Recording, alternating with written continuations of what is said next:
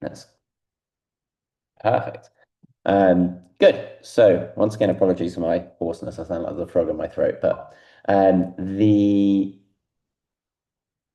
theme of what we were talking about last time was centered very much on getting relatively technical into shutter speeds, helping us think about that in the context of movement.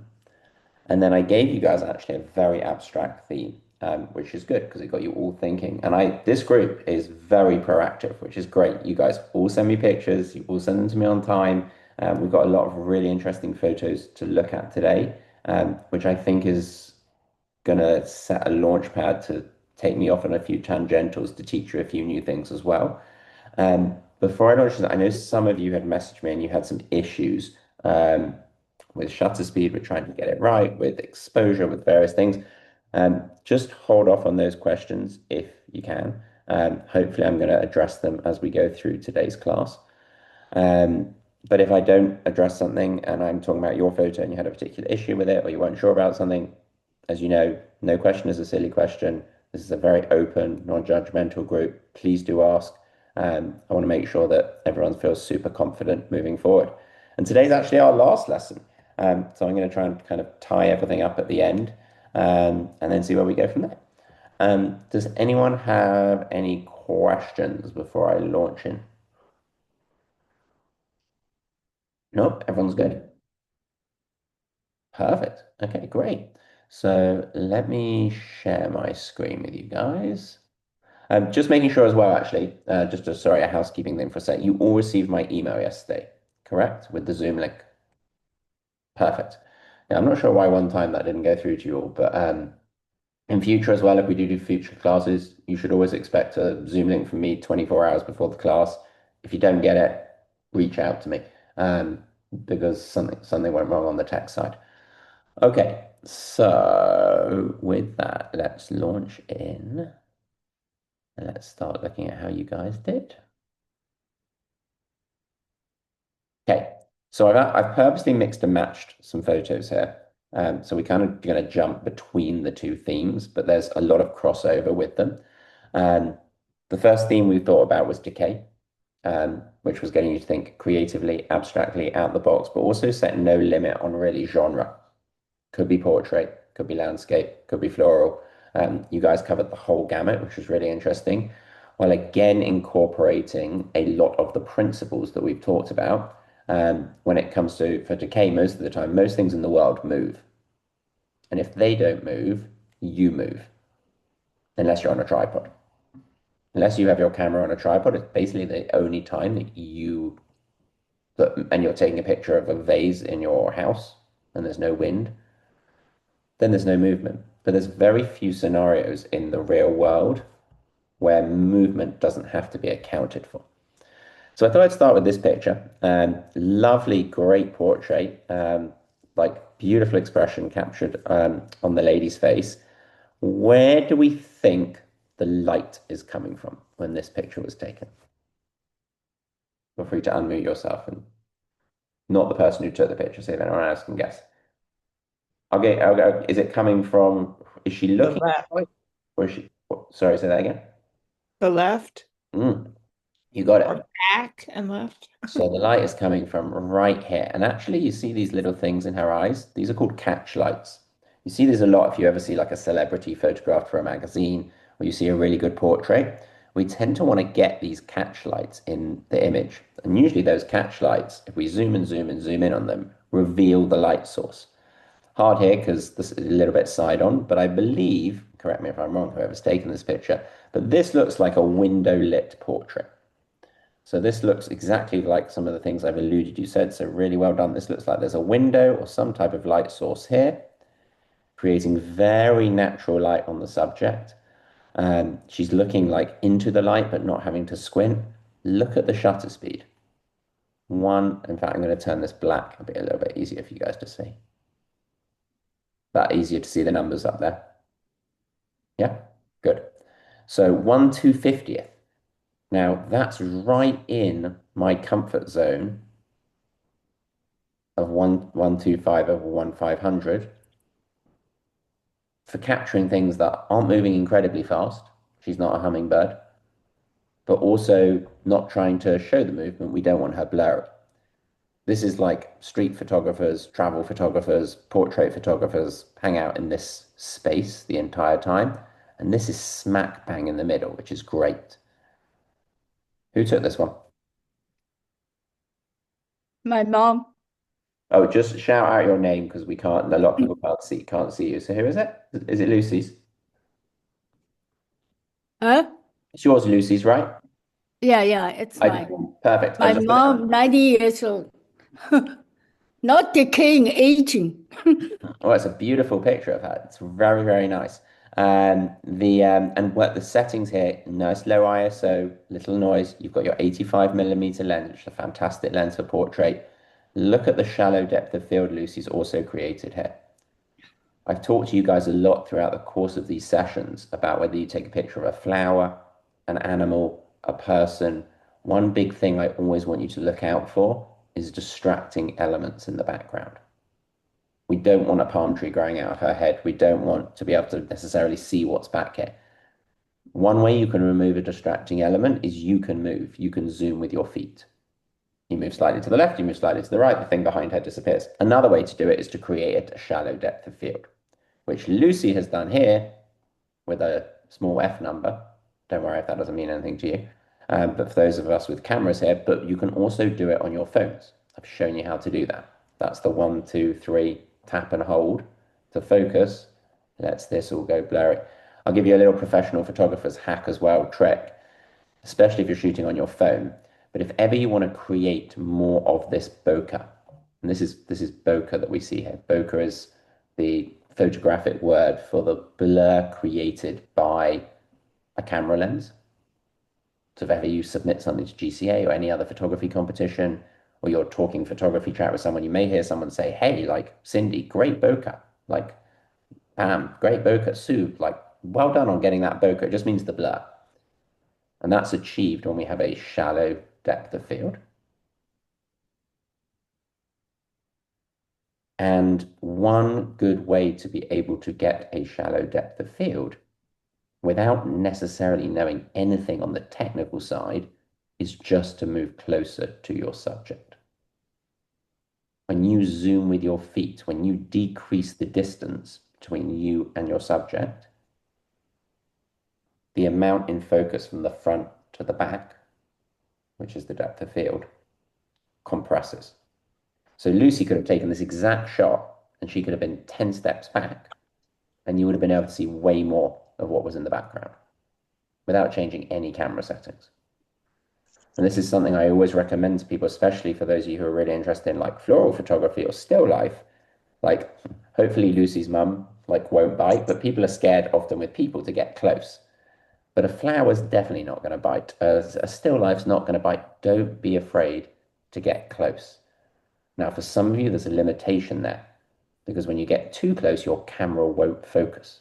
You'll go zrup, zrup, zrup, zrup, zrup. Or on your iPhone, it just won't let you take the picture because you're depending on what iPhone you've got, but you're just too close for the lenses to be able to focus. So again, another hack around that, another kind of pro photographer's tip is to take your step back and then zoom in on your subject. On your iPhone, that's using the telephoto lens. It's not pinching to zoom, remember? It's using those numbers to mean you're taking advantage on a camera. Lucy already here had a relatively high focal length. She was probably about 10 feet, 8 to 10 feet back from her mum when she took this. But what really draws our attention to this picture is the light, the fact that the face is the most illuminated part. It's the the lack of distracting elements in the background. And actually, really nice job on turning this black and white, Lucy, because I've mentioned this before, but this is a good example. A black and white photo, a monochromatic image, you may hear GCA refer to it as that, often stands on the strength of two things, lighting and composition, because color can actually be distracting. So there's some photos that usually are great candidates for black and white, and there's some that aren't so. This is a really good candidate because the lighting is so strong. Also, look where Lucy's put the eyes of the subject. 2/3 of the way up the frame. That's very good. Now, I'd argue this photo, I don't know if the window was right here. It may have been, but one other way you could have done it, Lucy, is I would have been interested for you to turn your camera portrait if you had room and like kind of give a little bit of space for your mum to look into in terms of negative space. Maybe you got room in the crop. But I thought this was a good place to start because it's very different from anything we've seen as a group. And just to get you thinking about, it doesn't have to be photographing a person like this. It can be photographing a bowl of fruit, a rose, your dog. The principles are all the same. Key two takeaways from that little 5-minute snippet is you can create a shallow depth of field by standing closer to your subject or by zooming in. Both of those compress depth of field without you having to know any fancy photography stuff. It's nice if you know the fancy photography stuff, but and even if you do know the fancy photography stuff, professional photographers, we use these the whole time, these tricks. Okay? That makes sense to everyone. Hey, Ali, I just saw you joined. If you wouldn't mind turning your webcam on, that would be great. There's a lot of people here today, which is good. So yeah, if you do have a question or you call out, like if I say if this is your photo, just call out your name because even if you just say it to me, most people on the Zoom can't see everyone. We can't see like all 15, 16 people here. So just everyone knows then who's talking.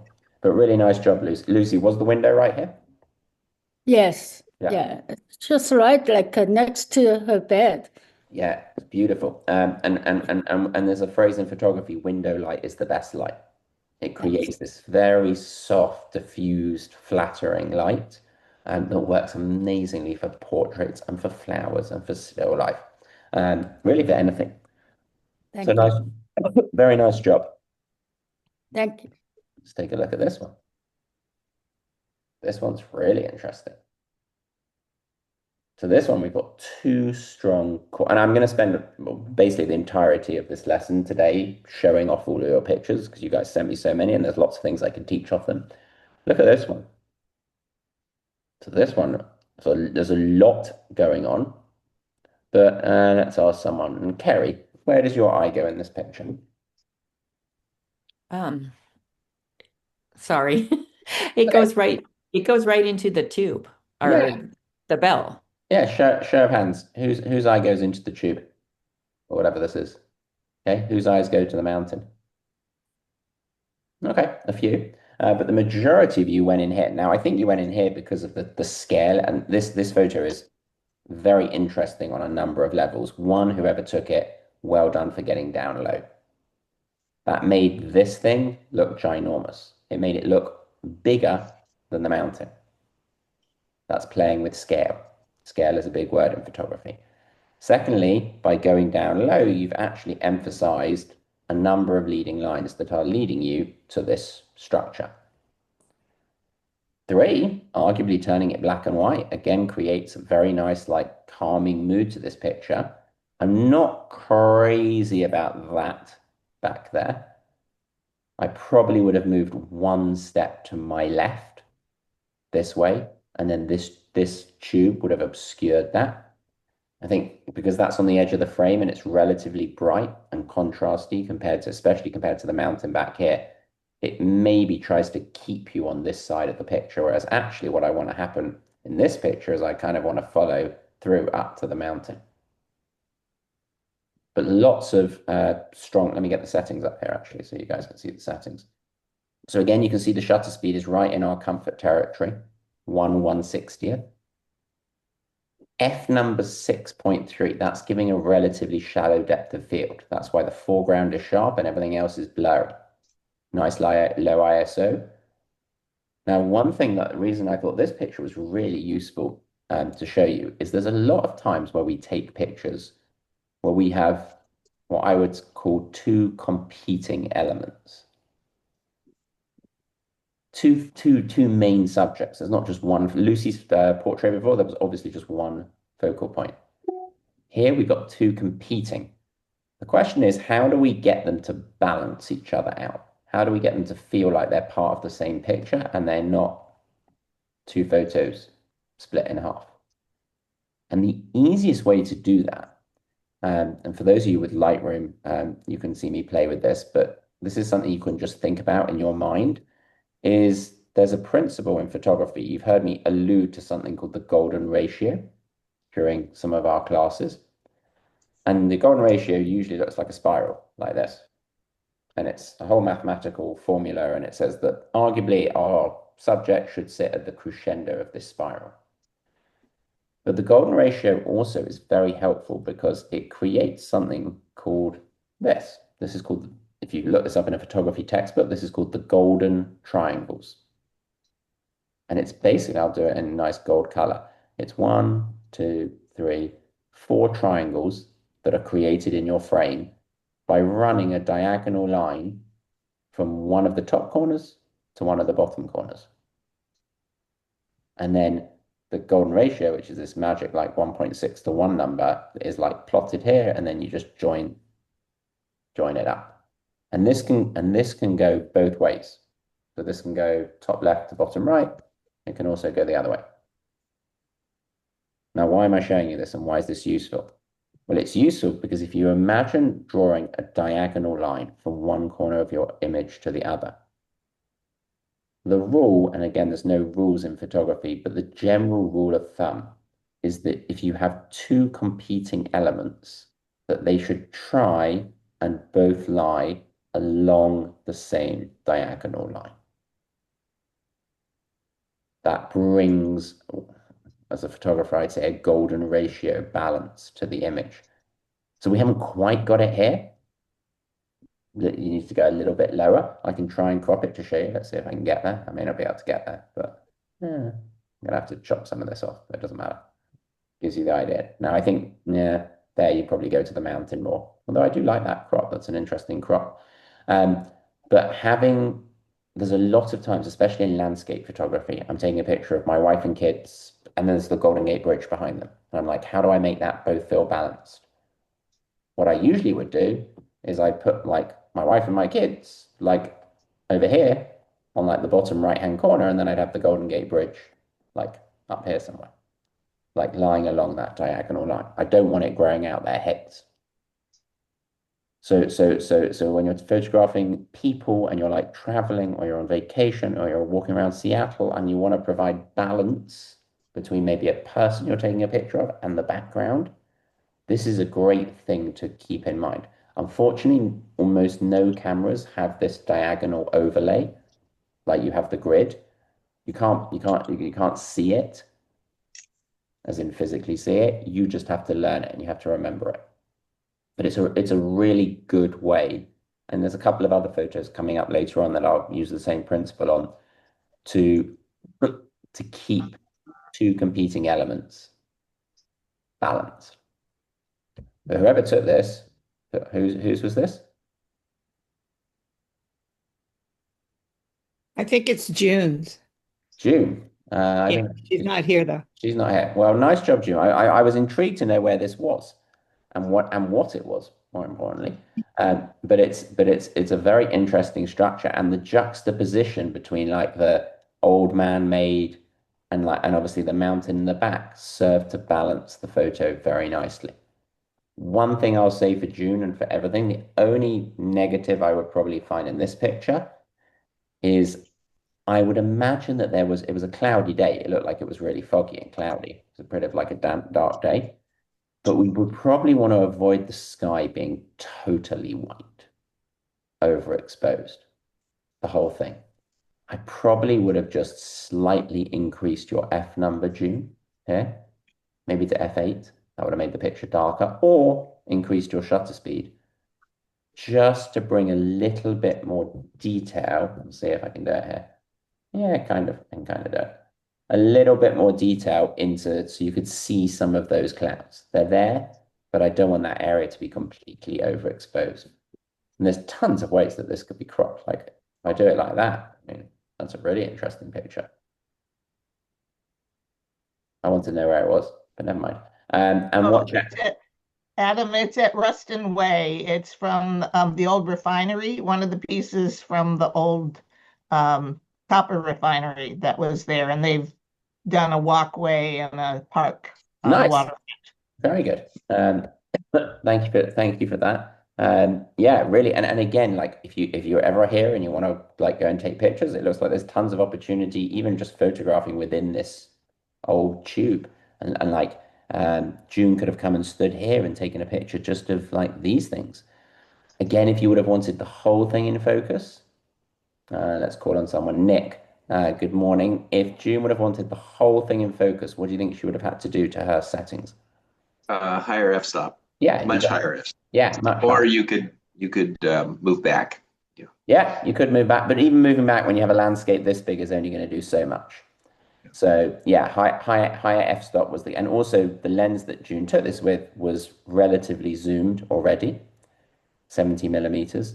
If she would have used a wider angle lenses get more in focus. It's the principle of getting close or further away from something. But really nice job on this one. Very, very good. It felt very like I almost thought this was Mount Fuji for like it looked very like it had come out of Asia, but uh, didn't realize it was Seattle. So nice job. Let's take a look at Tacoma. this. Can I Tacoma. ask a question? Is there a way to produce that effect with an iPhone? What effect do you mean? The depth of field or the black and white? Well, the black and white, yes. The depth of field and the effect of the sky what you did with the sky. Oh, sure, absolutely. If you pick up your iPhone and you take the picture, especially if you take it in RAW, and then you review the picture and you come to your edits, which Ah, which you so this you'd have to do on editing on the iPhone afterwards. I'm just picking up my phone. I'm just going to tell you where to go. You'd hit there's I'll draw it out for you. There's three, and you can go back and look at the recording. There's three things that look like this that will always be yeah, I do that all the time. under your photo, right? Yeah. These are like the edit sliders. Okay. And the key to understand is when you hit on those, you get a whole load of things that you can do. Tons of options. Um, Most people, if they want to affect brightness, and this is same true for any of you who are using Lightroom, will use the exposure slider. And they'll slide it to the right and it gets brighter. Right is bright.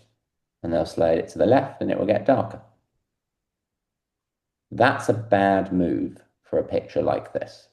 And in most cases, it's a bad move because the exposure slider, I would argue, is a more corrective slider than a creative slider. And most people rely on that. Most people go, oh my God, my photo is too dark. I'm just going to go either on my phone or any other editing program and I'm going to go brighter, darker, brighter, darker. The problem with doing that is it affects the whole photograph. And in this case, I don't want to make the tube or the ground brighter. I just want to make the sky darker. And you have this on your iPhones where you can choose just an area, essentially, to make brighter or darker, depending on whether it's a highlight or a shadow. As a reminder, a highlight is the bright parts of your image. The shadows are the dark parts. So if I want to make you kind of saw me did it, but I'm going to since hey, if I want to make the sky darker, is the sky a highlight or a shadow?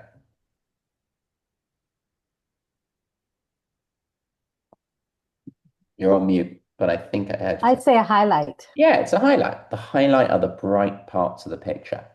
And this confuses a lot of people. They find this like just to get their head around, it takes a second. So all we're going to do on our phones, for those of you who asked the question, and sorry, I didn't see who it was who asked the question, I just heard your voice. But we are going to go on our phones and we're going to take the highlights, which is just the bright part of our picture, and make it darker. And that doesn't affect, that's just affecting back there. The foreground's not getting touched. And you can do this on a phone. You never used to be able to. And same with the shadows. If I'm like, oh my God, I really want to be able to see what's inside this tube, I can make just the shadows brighter and not affect the mountain and the clouds and everything else. And both of those sliders are on your phones. So we call that selective editing rather than global editing, which is the exposure slider. And generally, selective editing gives us better results because we're more in control. Good question, whoever asked that. Anyone else got any questions on this one? Okay, good. Let's carry on. Take a look at this one. We took that this week. So this one is really, look at the shutter speed. Nice and fast. I could argue it could have even been faster. This is a great storytelling picture. I love the fact that we can't see kind of, I think it's a buffalo, but I'm not sure what it is. The buffalo's face. Composition really good. This is kind of like what I was talking about with Lucy's picture at the beginning.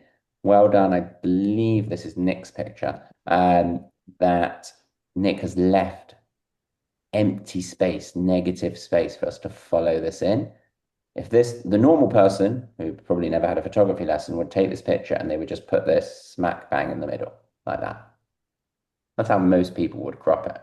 Still a good photo, but I don't think it feels nearly as artistic and creative as including that negative space.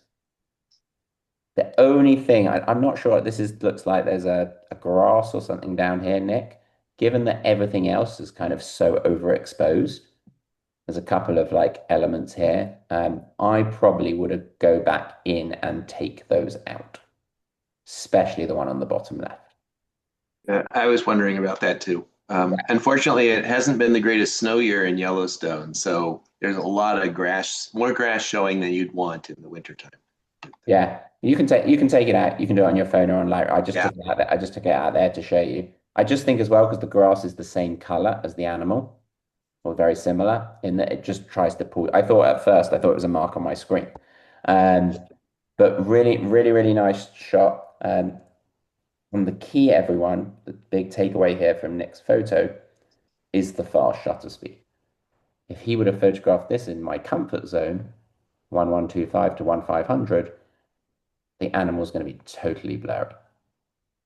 And I love the snow all getting kicked up and everything here. This is great. I'd argue, Nick, you could have even gone faster, especially because of all the snow, and you would have been able to see every little droplet. Could have taken this at 1,3000. You had plenty of light here, 1,3000, 1,4000, if you needed to, especially if you look at the back here, it's a teeny bit blurry. That's just movement. But overall, really good. Nice job. Take a look at this one. Looks like it's from my neck of the woods. So very interesting angle. Obviously, our eye hopefully goes to the alligator or the crocodile. Watch the edges of your frame here. Here.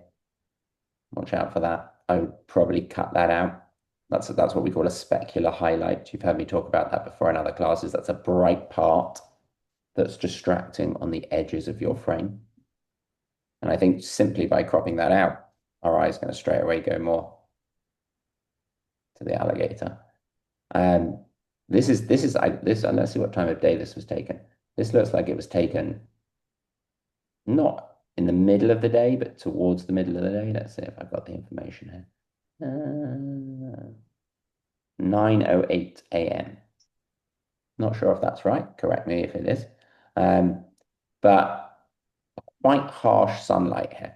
You can see it's like the way the light is reflecting off the leaves. Again, if I was editing this on my iPhone or in Lightroom, this would be a great example where I would probably be thinking about reducing the highlights, the bright whites on those leaves. I'm not going to go too deep into Lightroom editing today because I know some of you don't have it and we can save that for another day. But I also, this is me being really nitpicky. I hope whoever took this took a series of photos and not one. But in this particular one, I'm just not crazy that the leaf is right over the eye. Here, on the bottom right-hand corner. Waited 1 second, or you moved, we would have been looking right at the eye. And it's just a little bit obscured. Really good job on, you can see it's like the leaf's right there over it. That bothers me. Like I noticed that. Composition where the alligator or crocodile has been took, excellent. Shutter speed is fast enough here. Didn't have to be like Nick's shutter speed. I remember anything over 1,500 is still a very fast shutter speed. And a really nice kind of shot of movement. Whose was this? That's mine, Kristen's. Nice, Kristen. Oh, you're in Florida, in the Everglades, I think you said. Yeah. Hmm. Nice.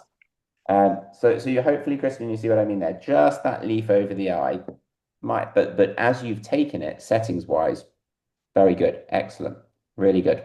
Settings are on the money, so nice job. Let's look at this one. Okay, so this is kind of interesting because it's taken on an iPhone. It shows us what we can do on an iPhone. So this skier, really nice use of negative space here, by the way. And anything, I maybe even lean into this a little bit more. I'd probably like crop because I feel like that snow and everything coming up is really drawing us in off the piste. Um, Look at the shutter speed, 1/3200. Now, one thing you'll notice, whoever took this, and this is really good. It's an excellent shot. It really conveys the theme of movement. You guys, from a composition standpoint, are getting so much better. Like, look where the skier is placed it, almost like the original, smack bang on the rule of thirds. But one thing you'll notice when you use fast shutter speeds, very fast shutter speeds, and this is a very fast shutter speed, especially on your iPhones, excuse me, is that you'll notice that you start to get this grain, this noise. Now that kind of goes against everything that we conventionally know because the ISO is nice and low here, which doesn't really produce much noise. The reason that you're creating noise on an iPhone with very sharp shutter speeds, and again, this can be fixed. It's not a big deal. And if anything, like maybe the grain adds to this picture, it makes it feel more creative. Whoever took this has added a vignette onto the corners. Look how the corners are kind of darker. That's been done to kind of draw our eye down to the skier. But this grain happens because you are letting in so little light. And the sensor on an iPhone is so small compared to on a conventional camera. When you let in very little light, the iPhone has to basically like build out the picture. It's like you're not giving it enough light to work with. And it builds it out very like in milliseconds by creating all these little electrons, and these electrons buzz around and they collide against each other and they create heat. And this is why you see this grain. So whoever took this, don't be alarmed if you see this. This is very normal. I really like the edit on this. Again, if this was me, and this is something I'll show you how to do in a sec on your iPhone, I'd probably take that out. I don't think that needs to be there. I think it's much cleaner without it. Again, not for all of you, but for those of you with newer iPhones, when you hit those three sliders that I just showed you, there's a button down at the bottom, the last one on the bottom right that says clean up. And it's like and it's an eraser. And you basically just take it's so easy. You just take your finger over the thing you want to get rid of, you scrub on it, and hopefully it does a good job of taking it away. But I think given the color, I love also as well, one thing here that we rarely talk about as a group, but is a massive principle in photography is color theory. And yellow and orange are complementary colors on the color wheel. They sit on opposite sides of the wheel. That means, and it's the most naturally occurring, what we call split tone, because the sun is yellow and the sky is blue. So you see yellow and blue the whole time. But we find this very aesthetically pleasing. If this skier was in green, it would be okay, but I don't think it would be as impactful as the fact that the skier is wearing yellow. Who took this one? I took it, Sue. And I took out all the other people. I just didn't take out that slow sign, so that's interesting. Because I liked the orange, but Yeah, I see what you're saying. I think it's a little distracting from the skier. Okay. A nice job taking everyone else. I would have never known. It looks good. Okay. I have a question about the use of Lightroom and zooming.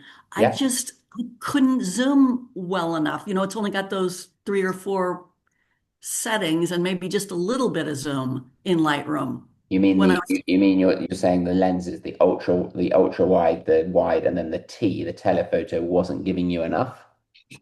exactly. Yeah. So there's all that's doing is when you use those lenses, is it's sticking to what's called optical zoom. So it's sticking to the fact that you are creating the quality primarily from your camera lenses, which is really important because it means we don't lose any quality. But depending on your iPhone, there's a limitation on how much optical zoom you have. When you hit that T in Lightroom, that is the maximum optical zoom that you have. Now, depending on what iPhone you have, that's going to get you closer or further away to the skier. Don't be afraid. If you're not close enough, on top of that, you can then pinch. You can still pinch and zoom in. Just be aware that you're moving away from optical zoom more to digital zoom and that you're likely to lose quality. In this situation, you didn't really have a choice. But in lots of situations, people are lazy and they're like, oh, I hit T, but I should be closer. And then they don't think that they could just take 10 steps forward. So moving forward can often keep you in optical zoom. Hopefully that makes sense. But what you're doing is precisely right. So it's just the limitation of the iPhone is that you can only get so far. And Lightroom's trying to encourage you to only stick to optical zoom, but you can override it by pinching. Okay. Pam has a question. I see a hand raised. Hold on. Let's do Pam first and then Neil. Yeah, I may have just missed this, but I don't understand how you remove the elements from the photo. Like, how do you take out that sign? Oh yeah, good question. Well, I just quickly alluded to it.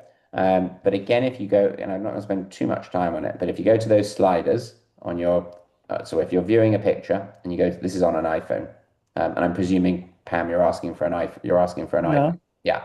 Yes. So you come here and then your picture would pop up, and depending on what iPhone you have, this is only available. Don't hold me to this, but I think it's 15, 16, 17. It's not on any older. But if you don't see it, you won't be able to do it. But there is down at the bottom, it looks like this, and it says clean up. Okay. And all you do is you click on it, and then you literally just take your finger and paint over the things that you want to get rid of. You may not have it. If you don't have it, it's a limitation of your phone. But the good news is they're rolling these things out regularly, and it will probably come to the older phones. It just doesn't exist on, like, if you had an iPhone 13, I know as a fact you can't do this. And also, obviously, you can do it on the computer afterwards as well, for those of you versed in, like, Lightroom. Hold on, a couple of questions. Adam, it can be done on Android as well. It's a Oh, yeah. feature I've had on all my phones, probably as far as 6, 7 years back. So you just go into edit, and in the edit area, there is a place for you to go ahead and clean up that. Yeah, thanks for that, Sid. Sorry, I shouldn't have just been focusing on iPhone. But yes, Android was, hold on one second here. Android was ahead of the game on Apple when it came to general photography and photo editing. So a lot of the things that were available on Android 5, 6, 7 years ago are only becoming available on an Apple in the last maybe 2 years. Traditionally, actually, hold on, I can see a few questions. Cindy, Neil, one sec. Traditionally, for those of you with an Android, the Android always had a better camera than the iPhone for years. Like, you went and bought a Samsung, it was way better, the camera, than the iPhone. Especially in low light, especially in the level of control. They really leaned into the photography aspect, not as much as Apple did. Apple have kind of tried in the last 2 to 3 cycles to really catch up. And in truth now, there's not much difference for the normal consumer. If you bought an iPhone 17 or you bought the latest Samsung or Android phone or Google phone or whatever you bought, the cameras in good light and the ability to be able to manipulate shutter speed, clean things up, do editing, is fairly level. Okay, let's go to Neil and then we'll go to Cindy. I just wanted to know if this was done in Lightroom. This photo. Yes. Okay. Yeah, and I like the use of the vignette. Be careful with the vignette. Don't make it too heavy or too obvious. Sometimes, perhaps a little bit too heavy. But I love this. This just feels very calming. Like there's something about it that it looks like it's come out of a lifestyle magazine. It's really very good. Cindy, you had a question? It was more of a statement to just say that you can, this is for Pamela and anyone who doesn't have a newer iPhone. I have a 12 and I go into my iCloud where I store my pictures, and you can edit there and clean up and take things out. So you do have options, you just don't have it on your phone. I was going to say, Cindy, when you say iCloud, you mean on your computer. You come into Apple Photos on your computer, not on your phone. Correct. Yeah. And the majority of the like cleanup, removing things used to be exclusively a computer thing. Like it was like you couldn't do it on your phones, you could only do it on your computer. And they're gradually moving it over. But yes, to Cindy's point, in Apple Photos or Lightroom, whichever you use your, and my preference is definitely to move you eventually all into Lightroom. Um, but yes, you can clean up very, and you saw I did that in like 2 seconds here. And the same is true if you have a newer phone, and the same is true on Apple Photos. Okay, but really nice job taking this. Excellent photo. Very, very For good. Question? Adam, I was like Sue. I was having a difficult time when I was shooting my things of feeling like I could get close enough in Lightroom without it being grainy. So I kept sneaking back to the camera on my phone because I felt like I had more control. But in Yeah. Lightroom, I was struggling the whole time. And it's also a lot of that though is to do with in Lightroom, you are setting the settings, the shutter speed or the ISO. Even when you zoom in, the zoom in was making it more grainy, right? But As when you I set the shutter speed, it seemed like the pictures were getting darker. I didn't know how to lighten it up. Yeah, well, it's getting darker because the shutter speed's getting faster. Okay. So the minute the shutter speed gets faster, the picture's going to get darker. When you just go to your normal Apple camera like thing and take a picture, that's not going to happen. It's going to give it to you as you see it, but the skier probably won't be frozen. Well, definitely not as sharp as this. So we have to be conscious, and this comes back to what I was saying maybe 5 to 10 minutes ago, is when we speed up the shutter speed, which we have to do a lot, like it's a regular occurrence, that the photo A is going to get darker, which can lead to more grain. I just mentioned about all those electrons hitting each other. So we want to try and compensate for that, especially if you're using the Lightroom app. And the way to compensate for that is using this guy here, ISO.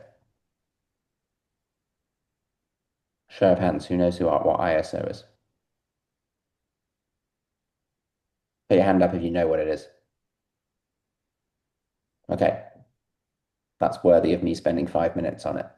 So when you, for those, open up your Lightroom apps. Everyone take out your phone if you've got a phone there.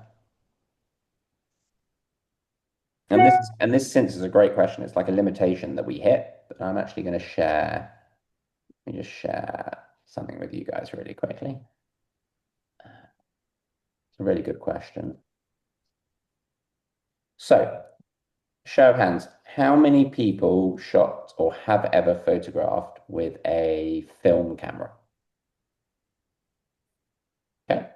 So for those of you who photographed with a film camera, you may remember, or even if you never photographed with a film camera, you may remember seeing that when we photographed with a film camera, you used to have to go out and buy a piece of film, a roll of film that had a particular, it was called a speed.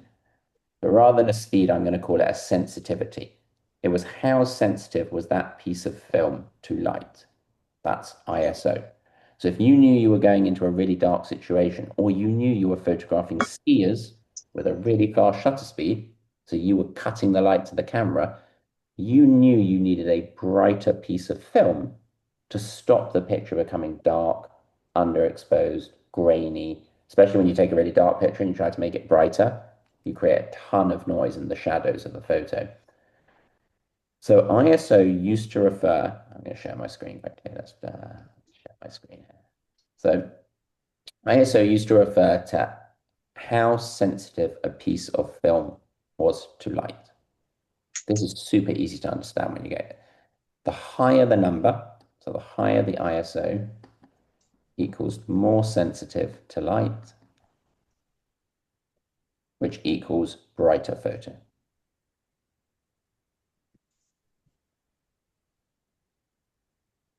And the inverse is also true, that the lower the ISO equals less sensitive to light, which equals darker. Now, if we think about our phones or our cameras, and this could be your phone or your camera, but here's a camera, we know that the shutter speed, the shutter, sits at the back of our camera here. like a pair of curtains that these open and close, and we can control the speed. So in this case, these curtains open and close 1/3200th of a second. The light's coming through here. And I've drawn it like a real camera, but this could be your phone. It's the same thing. The sensor, which is where the photo is created, sits at the back of the camera. This is the sensor, a digital sensor.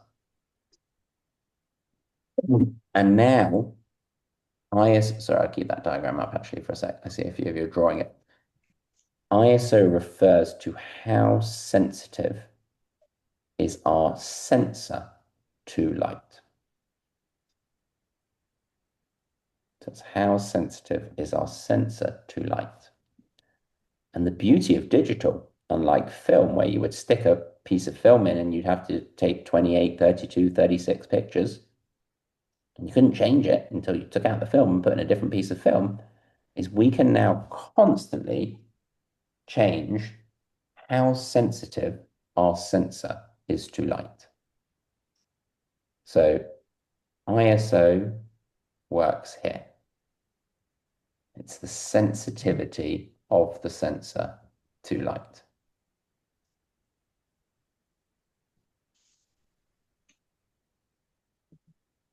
As I've already mentioned, lower numbers equal decreased sensitivity, darker pictures. Higher numbers equal brighter.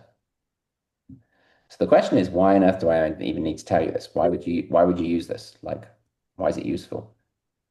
Well, it's useful in the situation we just saw of the skier. When the picture was taken and it was 1/3200, who's off mute? Ali. Hey, Ali.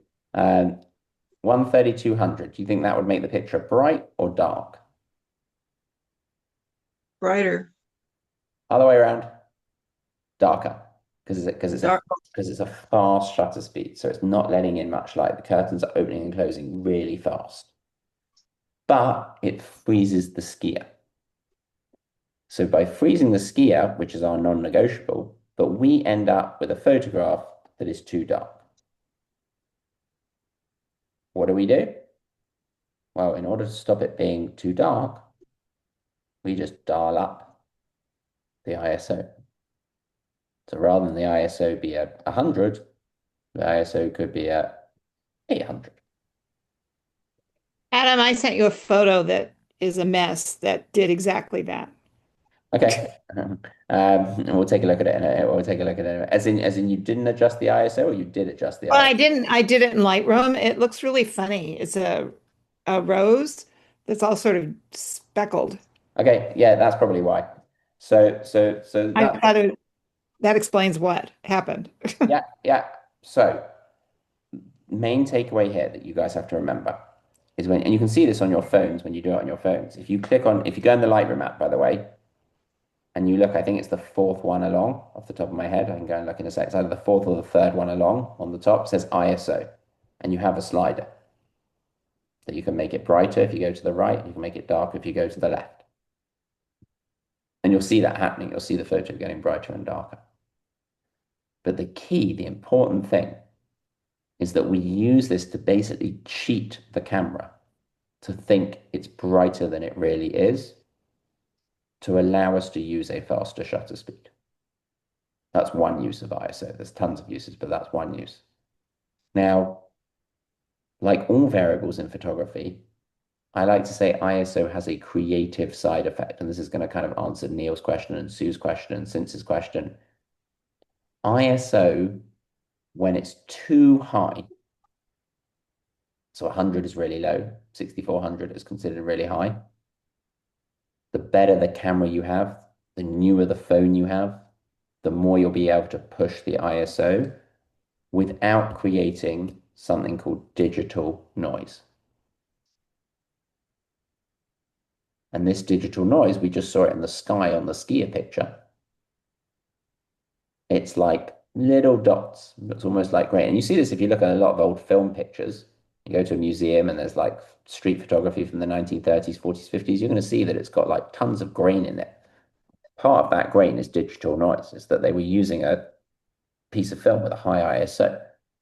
So in general situations, when we're not looking to do anything special, we always keep the ISO as low as possible.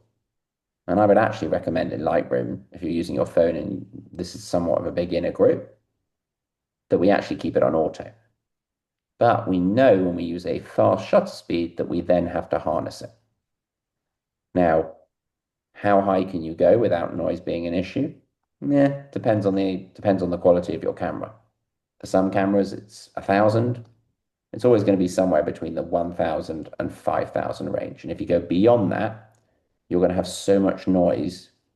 Your photos just going to just look like tons and tons of little dots. And that just depends. You obviously when they advertise cameras, you often see them say like great in low light performance. Apple do it, Samsung do it, Nikon do it, Canon do it. It just means that you can get up to higher ISOs without noise being a problem. And an important thing to note about noise, two things. So this is digital noise. This is the side effect of high ISO. Is digital noise. So like here's one. Sometimes we use it for creative effect. That's ISO 3200. But generally, like if I was Lucy and I was taking a picture of my mum, I don't want all these dots all over her. I don't want it to look super noisy. It's distracting, but actually, importantly, and for those of you who are a little bit more advanced, this may be something new for you. But when you increase the ISO, you make the photo brighter and you increase noise. Okay, we just learned that. But one thing that you do that people don't appreciate is when you increase the ISO and you increase noise, what you actually do is you decrease this big word called dynamic range. You've heard me talk about. And dynamic range refers to how much light the camera can see. So actually, if you try and whack the ISO up really high, you're decreasing the variance of light that your camera can see from the darkest of the darks to the brightest of the brights. What does that mean in the real world? This is a really good one, easy to remember.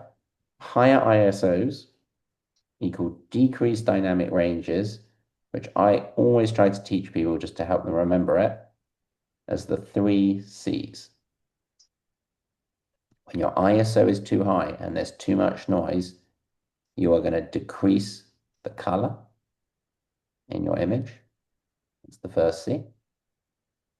You're going to decrease the contrast. That's the second C. And you're going to decrease the clarity.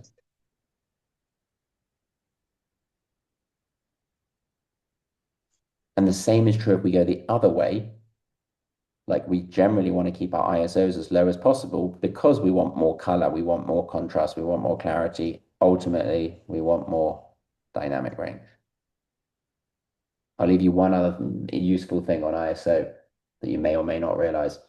Again, for those of you who are a little bit more advanced. Well, actually for everyone, ISO predominantly lives in the shadows of your picture.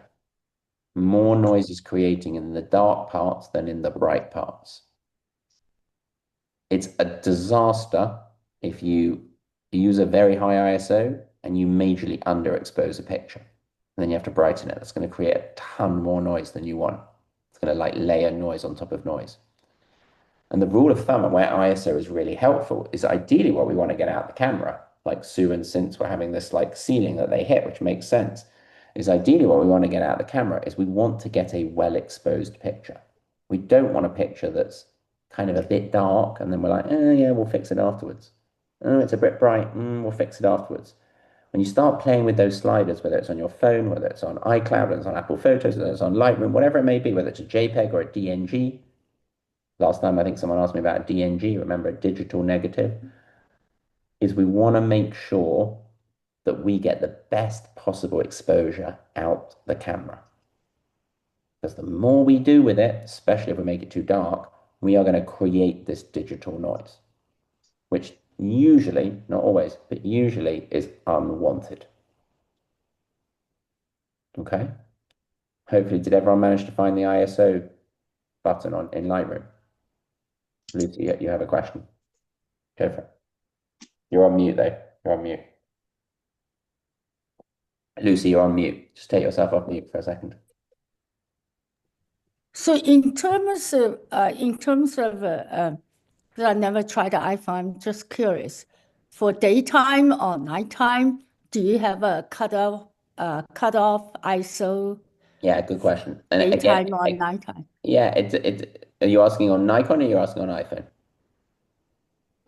What's the question? Is it the cutoff on an iPhone or is it the cutoff on a Cutoff on the ISO for iPhone, iPhone? Great question. daytime or nighttime? Yeah, so there's no magic number.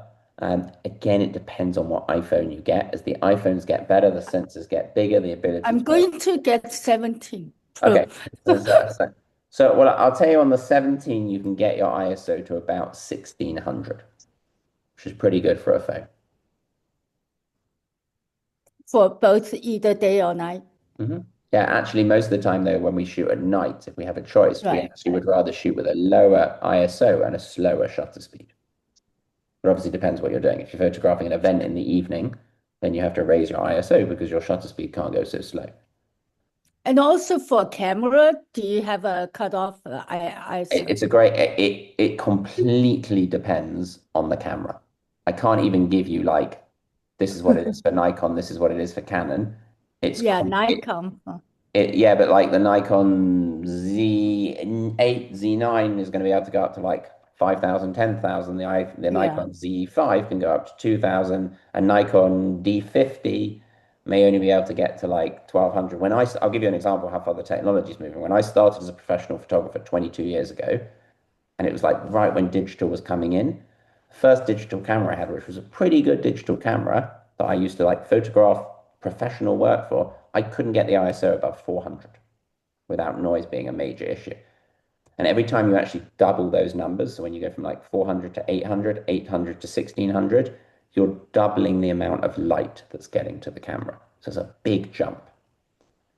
Right. But go on, sorry. I try to denoise if, okay. Fantastic tool. I'm not going to go into it too much, but yes, to Lucy's point, there's now like lots of like amazing AI tools that we can use that help reduce the noise. I could use one here, actually. Well, I think someone else had a question. Look. Someone else have a question? Are we good? Okay, great. So I will let's just see if I can reduce this here. No, I can't do it because it's a JPEG, but don't worry. But that's what we're seeing here. That's that. That's noise. So be conscious of it. It's not a killer. You can, once you learn how to do post-production well, you can get rid of it. But hopefully that teaches you all, and we'll see some other pictures that were limitations there. That teaches you all what ISO is and how we can use it. And you'll see it on all these pictures. Like you'll see this number here. Oops, that number there. That says ISO 80. So let's ask Natalie. ISO 80, does that mean the camera was very sensitive to light or not very sensitive to light? Not very sensitive Good. to light. And it didn't need to be because it was really bright outside. If you'd taken this same picture at 7 o'clock at night, the ISO would have to go up.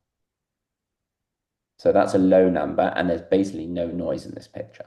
A little bit, but not much. And if there's any noise, I'd have to go and like hunt and find it. It'll be hiding here in the shadows when I lift up the shadows. There's the noise. Yeah, cool. Cool. But this is a great picture. Really like the kind of the straightness and the lines and everything. Nice job on keeping your camera straight, whoever took this, so that the building doesn't feel like it's leaning over, which is very easy to do with architectural photography. I'd argue actually that your shutter speed needed not to be quite a very fast shutter speed to photograph something that's not moving, 1/1250. Taking that down a little bit may have given you a little bit more room to play with. But the layering and the story here, especially again, well done who took this, the positioning of this sign, 2/3 of the way up the frame. Do I like this wire coming in? Yeah, beyond your control. If I was working on this, I'd probably take it out. because I think it's distracting. I'd probably take out this one as well. But this one particularly, I just think without that there, I just think your eye, it's just drawing you out of the frame. And I know from looking at all the GCA are like the judges are really, they hate things like this that lead you out of the frame. Again, I'm just doing it kind of quickly, but just gives you an idea of what it looks like without it. Before, after. But really nice shot. Whose was this? Anyone here today? That's June's. Oh, June again. Very good. Okay. Nice. Good job, June. Okay. Let's look at this one. Okay. So this one, the shutter speed could afford to go way slower. 1/60th. Why, Kristen, could the shutter speed go slower on this one? Because there was no movement. You got it. The rose is not moving, so we don't have to worry about it. It's also taken inside, so it's darker, so we needed more light. So the 1/60th let in more light. Perfect for decay. Excellent photo. I probably would take out some of that negative space. I don't think you need all that white space at the top. You could put this in the middle if you wanted to put it in the middle. I'd even be tempted on something like this to come right in. Like show it just like a little hint. Whoever cropped it, you did it as a square. I'm going to actually undo it as a square. I'm going to make it more 3x2. But this feels very decayy and really well executed. How many of you have ever heard of the photographer Irving Penn? Show of hands. Anyone ever heard of Irving Penn? Not many. I'll show you who he is. So Irving Penn is one of the most famous photographers of the 21st century. You'll probably recognize this picture in a minute when I show you him. Irving Penn. So if you look at this, let me just share my whole screen again. Move you guys out of the way. So Irving Penn's like a fascinating photographer to learn about dynamic range. In fact, his most famous picture is this picture here, which is all about dynamic range. It's a very simple picture.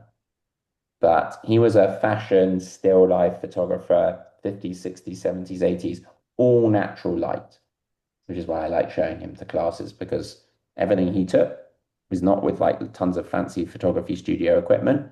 Most of it is using a window, a giant window, and he just figured out in the afternoon, I need to be on this side by the window, and in the morning, I need to be on this side if I'm taking the picture to get this nice, natural, diffused light. He's done, I mean, you'll see primarily portraits, but all of his portraits, like this is a very famous one he did of Picasso, fill the frame. Notice how he cut Picasso's hat off. But look at the dynamic range. Very deep dark blacks to very bright whites. This is not with camera stuff. That's purely a window lighting up Picasso. So he took this really famous photo of Audrey Hepburn. Look at the rule of thirds. Look how she's over on the left-hand side. Look how you get drawn. Like, I don't know if you remember, I showed you maybe the first class of picture I'd taken of Mick Jagger. Very similar concept. Right here. And I'm stuck there. But the reason I'm showing you Irving Penn, actually some interesting stuff about Irving Penn as well, is Irving Penn went through this thing where he basically like created a little corner in his studio, and he photographed all types of interesting people that he would show like the background, and he'd show some of this stuff, which goes against all the rules that we know to do. And it just shows you that kind of there are no rules in photography. But the reason I wanted to show you to him is because he's done a ton of work, made a huge coffee table book. Like there was an exhibition of his at the De Young in San Francisco, like about a year and a half ago, all of decaying flowers. These look very similar to the rose picture we see.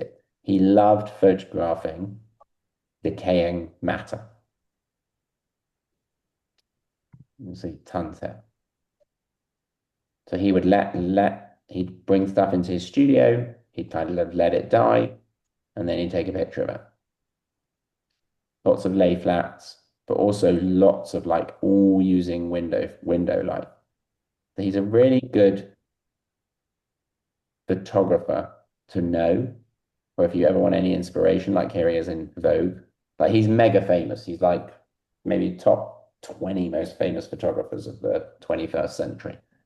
And he's in like every if you went to New York and you went to the Met or the Whitney or like one of the big art galleries or museums, you're going to see some Irving Penn stuff. But in this case, you guys kind of inspiration for you because he shot a lot of flowers and shot a lot, and a lot of you sent me flowers in bouquet, and it reminded me of Irving Penn. So he's a good photographer to know. And look how the ones that we've now got here. So here's Irving Penn. Look at that. Basically the same. Well done, whoever took this. We can call you Irving Penn. Whose was this? Mine, Neil. Oh no, very nice, Neil. Now, is this the one you were talking about that you were worried about all the little speckles on it? No, you'll recognize the other one. It's very dark. Okay, we'll take a look when we get to it. I took a number of pictures of that with Lightroom. I was trying to figure out when I looked at this if this was Lightroom, and I don't think it was. And they came out muddy because I couldn't get focused enough, and that drove me absolutely crazy. Because you can get focused enough or you couldn't get enough light. It's probably Well, I took it with a whole batch of light, but the problem was you have to be so far back, I couldn't get close enough to get detail. because you couldn't enable the macro mode. That makes sense. But Yes. what about if you hit the T, the telephoto, and it zoomed you all the way in on the flower? It took me too far in. But then why couldn't you take a step back? Well, maybe I just didn't. I could have Just tried making- that. So there's definitely ways around it. And the reason I don't want you guys to think, oh, I'm just going to go back to my Apple camera app, which seems the easy solution. And it is the easy solution. But the Apple camera app gives you no control. It also will lean into, in the long term, worse quality. So it's like one thing, like imagine you guys with a flower. And if I tried to take the picture on my phone of the flower from here, it's not going to let me focus. Then I go back here and I put the telephoto on, and all of a sudden the flower is way too big, and it's like this. Well, then I step one step to the back or one step to the side, or I don't even have to use the telephoto. You can still pinch in the Lightroom app. You don't have to be constricted by those three lenses. As I say, you're then just going to veer into basically like using your Apple camera. It's going to be more like digital zoom rather than optical zoom, but you've still got the benefit of all the control that Lightroom gives you. Now, in this case, you didn't really need it because you didn't need to change the shutter speed to something really fast or slow. You just need something in the middle. But the skier, we needed it. Okay. Yeah, I didn't realize I could actually use the telephoto the way you're talking about it. Yeah. Now I want to go back and fiddle with it. Think about like the first picture we saw of Lucy and her mum. That was essentially taken with the telephoto. It was taken with a different camera. But that was the same equivalent of taking a phone and using a telephoto lens. She took a step back and she zoomed in. Okay, let's look at this one. Very interesting. Definitely decay. Now, you'll notice here, now that we understand things, whoever took this, it was probably pretty dark when they took it because they had to use a really slow shutter speed, which means they had to let in a ton of light. But look what the ISO had to go to, 2000. Very sensitive to light. So that allowed them to get a picture that didn't look dark and grainy because it compensated for the fact that this was taken like in a forest under the trees when it was getting dark. Really nice job of getting down low. I'm trying to figure out what type of animal this is. Is it a deer? Maybe. I don't know. That's a coyote. Interesting. It died. It was hit by a car, I think. It limped onto my property in Cleellum and hid under the steps. And my daughter went out to get the hide a key under the steps and had a coyote staring at her. It was dead. Oh, dead. So I dragged him off to the woods and set up a little trail cam, watched the buzzards come in and kind of clean him. And this is about a year old now. And I knew his body was there, so I went to get a picture. A nice job. Well, I love it's a good story. Great story. I love the teeth as well. and definitely decayed. Nice job on the non-distracting background. One thing I probably, Nick, is just that twig back there. I'd probably take out. I would have moved to just a minor point. I like the composition. And also watch just, this is again so minor. But can you see how there's, we call this in photography, haloing? You see how there's like a white edge there. It's not your fault. It's just how the light was coming through the forest. Just be conscious of that on drawing the eye away from the subject. But really nice job of getting down low. In fact, you got very close to this because you were using a wide angle lens. You were probably only Yeah, a foot away from this when you took a it. couple inches away. Yeah. And I cheated. I did denoise this. So this was DxO helped denoise this. Yeah, so Nick took at a high ISO, which we've now learned today, for those of you that didn't know, created noise, and then he used a third-party program to denoise it. You can do it in Lightroom, you can do it with the program Nick used. There's tons of ways of doing it, but just know you have that option, and it's always a better scenario to get the photo correctly exposed than have some noise than to be scared of the noise. Lots of people fear the noise and they're like, I'm not going to put the ISO above 400 because I'm going to get noise. And then they take the picture and the actual picture that they take looks like this. And they're like, yeah, we'll just brighten it up afterwards. That's a disaster. That never works. So, and that's the beauty of digital is we can see the exposure when we take it. We want to make sure that we get it right. So nice job, Nick. Really nice. Let's look at this one. I took. So Lucy. this was my my daughter visiting my mother-in-law at the hospital before she passed away. So, and they had almost same hands. So I just trying to compare Yeah, it's a very meaningful storytelling picture, very nicely executed. I'm going to crop it down a little bit more just to bring even more attention to the hands. From a technical perspective, Lucy, why do you think the hand on the right is not sharp, but this hand is sharp? Should I make a shot? Because this was a 2.5 f-star. I Sorry, was focusing on my daughters, you're focusing but on I your think I should increase the f-star. Yeah, I would have done this. I would have increased the F number here just a little bit, maybe to 5.6. That Right. would have brought both hands to sharpness, but would that have made Lucy the picture brighter or darker?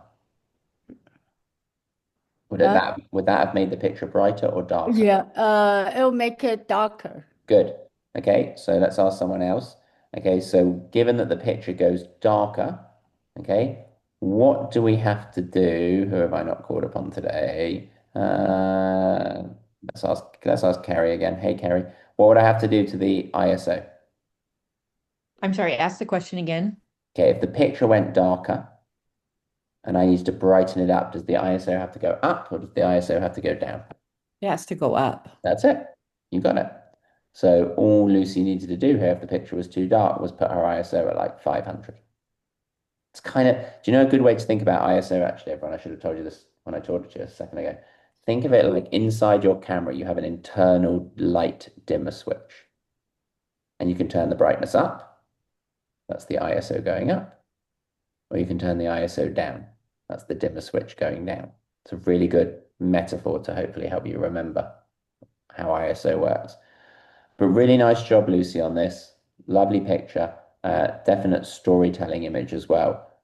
This also would look really good in black and white. I think it would help lean into the story. So perhaps could be something you could revisit and turn it black and white. But a really nice job. Look at this one. So this one we're intentionally showing the movement and the wind. This one's fantastic. Really good. Look at the shutter speed, 0.5 of a second, half a second. During that half a second, we see all of the movement of the grass, of the trees, lovely positioning of the trees. Who took this one? Your hair? Sue, is it you? I see. That was mine again. Oh, Nick again. Great. So Nick has intentionally brought movement into this. Now, he could have just taken the same picture with a shutter speed of 1/125, but it wouldn't be nearly as creative. And this is a big reason why I'm pushing the Lightroom app on you guys, for those of you who are exclusively on phones, because I want you to have the creative tools to be able to create a photo like this. I don't want you just to be able to snap a snapshot as your eyes see it. Straight away, this has a level of creativity, artistry, and it's all just in understanding that I'm going to slow the shutter speed down and I'm going to show movement. And this was probably a pretty windy day when Nick took this. Also, nice perspective, how he's kind of looking down on the tree. Also, great light on the tree. Lots of nice layering. Yeah, I think it's really good. Really, really good. Very nice job. Definite movement picture. Let's look at this one. I think I actually had two dogs. Hold on. Let me look at your dogs. Where's the other dog? Here he is. Okay, so let me compare. I'm going to put these ones up side by side. Okay. Which dog is sharper? One on the right or the one on the left? It's close, right? Well, the one on the right firstly is moving much faster than the one on the left. They're both moving, but the one on the right is really jumping. Look at the difference in the shutter speed. 1/100th, 1/2000. Now, this one on the right, the reason it looks less, because conventionally with everything we've learned, this dog should look sharper, the faster shutter speed. The reason he perhaps doesn't look as sharp is because the ISO had to go up, because we decreased the dynamic range, we decreased the clarity in him. Now, again, you could get rid of that afterwards, but if I really zoom in on them both, look at all the dots on the dog on the right, the noise, compared to the dog on the left. It's a perfect example for me to talk to you about what high ISOs do to a picture. Both great captures. Really good, whoever took these. Really nice job. Both of you have got pretty low down to capture the dogs. This is not the same person, was it? I think it was two different people. Mine's the dog on the left. Yours is the left. Whose is the one on the Natalie. right? And whose is the one on the right? Sue, is it yours? You're on mute, but I see your mouth moving. That's a Sue, Yes. I think. Yeah. Perfect. Yeah. So Sue's on the right, Natalie on the left. Both really, it's funny because you basically, it looks like you took your dogs to the same place. But try and get those ISOs. Sorry, try and get the shutter speed. Like Natalie, I think your shutter speed could have been a little bit faster here. You're lucky, both of you, that your dog was coming towards you. When your dog's coming towards you like this, you don't need as fast shutter speed as if he's coming across the frame. Because think about I'm the dog, right? My pen is the dog. If I'm moving at 2 miles an hour and I move towards you, I stay in the frame for ages. You got tons of time to get me. If I move at the same speed, but I go like this, I'm in and I'm out much quicker. So always, it's a good lesson. Always lateral movement requires a faster shutter speed than back to front. But both good. Go on, sorry. It's so interesting, Adam, to have learned about ISO in this, because I really wanted to zoom in on Charlie, but I couldn't because she was out of focus. And I hadn't realized that I just really wanted to crank up the shutter speed so that I would catch all the drops and didn't realize what it was doing to the ISO. So And if you had been taking this on a camera, you wouldn't notice it as much as if you're taking it on an iPhone, because the camera, I don't know, if I put my camera in these settings, there's going to be less ISO, sorry, less noise. But the key is that also you can get rid of this. So don't worry, and not to talk about today, but in the long term, both of what you did here, both Natalie and Sue, was correct. Natalie, I think yours could have been a little bit faster, and Sue, now you're aware that the ISO is going, when it's on auto, it's just jumping around all over the place. You have no control, but you can take control of it. Okay, nice job, both of you. Let's look at this one. Oh, I took it. Really nice. Very similar to Nick's picture in terms of introducing movement. This is almost intentional camera movement. I'd watch just down here, watch for the feet being chopped off. Remember, we don't want the feet being chopped off down here. And this is that lovely time of day you've heard me talk about called blue hour, where the sky goes this like gorgeous cobalt blue, about 10 minutes after sunset. Works really well when you're in a city. Where were you, Lucy, when you took this? This was Prague, maybe. Yeah, I was going to say it looks somewhere European. Yeah. And it's a real storytelling picture. Now, I if I was was, just following these two. uh, yeah, and I probably would have maybe taken out that, I would have maybe taken out that street lamp and pulled back on them a little bit. Maybe offset them either to the right or the left, because then you'd start introducing like a vanishing point coming in here. But really good, really, really good. And I'm really impressed that as a group we've kind of done the full spectrum. We've shown movement and we've also frozen it. Look at this one. So this one, I think this is both movement and decay. Really interesting. But who haven't I asked today? Ah, I see you there. PC Lafair. Well, your name is PC on Zoom. Hello. Yes, I'm on. Um, where does your eye go here? To the rock. Yeah. Why do you think it goes to the rock? It's in the quarter. It's in the focal point. Good. So it's on the nodal point. Arlie, what else could be drawing the eye down to the rock? The movement of the water. Yeah, the movement of the water. Anyone else got any ideas? Definitely the movement of the water. The line of the leaves. Yeah, so the line of the leaves here is creating a vanishing point. One of our most classic types of leading line. You all look at this. I would think 9 out of 10 of you would look at this and your eye would end up at the rock, even though there's a lot of stuff going on in this picture. That's really good. That's good use of composition. That's filling the frame. The water has been frozen, but not insanely frozen. But this, in terms of, and again, you've got blue and yellow, or blue and orange, those complementary colors, very similar to the skier picture, which helps make the frame feel very balanced. It's very nice. Very, very nice. The key here, I think the biggest thing that makes this a strong photo is that the photographer hasn't shown everything. I'm not seeing all this rock and I'm not seeing tons of water. It's very tempting when there's something like this oh, there's a reflection over here and there's something over here and there's something over here and you show everything, which you haven't. So nice job. Whose was this?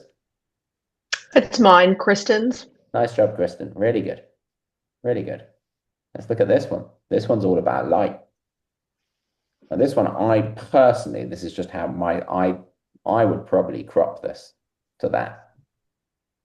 I don't think you need to see the whole plate. I love the lighting. The decay is fascinating. I like the stark. This again is very Irving Penny, this picture. The starkness of the shadow and the white behind it. Your iPhone went to a very fast shutter speed because it was really bright, because this tomato was in the sun. And I think this is, the reason as well I kind of want to zoom in on it a bit more is because when you zoom in on it a bit more, you start to see the decay a little bit more. From far away, it just looked like a fresh tomato. You kind of saw it, but there's a lot of other stuff to look at. I think we can eliminate that. And I love the use of a window here. I think it's a window or some type of light source from the right-hand side, I'd probably off-center that. I'd probably put it like that. Really good. Lots of texture. This one would be great for a texture assignment. Who took this one? Not here today? Well, well done, whoever took it. Really nice. Look at this one. So now we know about shutter speed. Look at the shutter speed, 1/1000th of a second. That's really fast. It's not the fastest, but it's still really fast. Fast enough to freeze this bird. And this leans into something that I showed you guys when we learned about shutter speed. Let's ask who's off mute. Let's ask Neil. Neil, why is the bird's head sharp, but the bird's wings blurry? Oh, shoot. There's a reason, but I can't remember. Let's Yeah, I don't know. Okay, let's ask Pamela. You remember? Well, I would say that it's just because the wings are in motion and the head is still. Yeah, well, it's not still, but you got it. That's it. Oh, yeah, It's relatively. it's that they're moving at different speeds. Mhm. That's the key. It's that, and most people don't appreciate this. They don't appreciate that the wings are moving at like triple the speed of the head. And that's what, and arguably, whoever took this, I would say your shutter speed could have come up a little bit more to freeze both the head and the wings. One 3,000, one 4,000 would have done it. And all you would have had to do to compensate for that was lift up your ISO. So just always be conscious that different things move at different speeds. If you're photographing a dog running, the two dog pictures we looked at before, the dog's legs are likely moving at a faster pace than the dog's face. And we need to compensate for that. Otherwise, we're going to have blurry legs and a sharp face, which sometimes we want to do. Like there's creative things you can do, but I need you to understand why it's happening. That's the most important thing. But really nice capture this. Very good. Who took this? Not here today? I think it's June again. June again. Okay, let's look at this one. This one's interesting. They look like they're having a chat.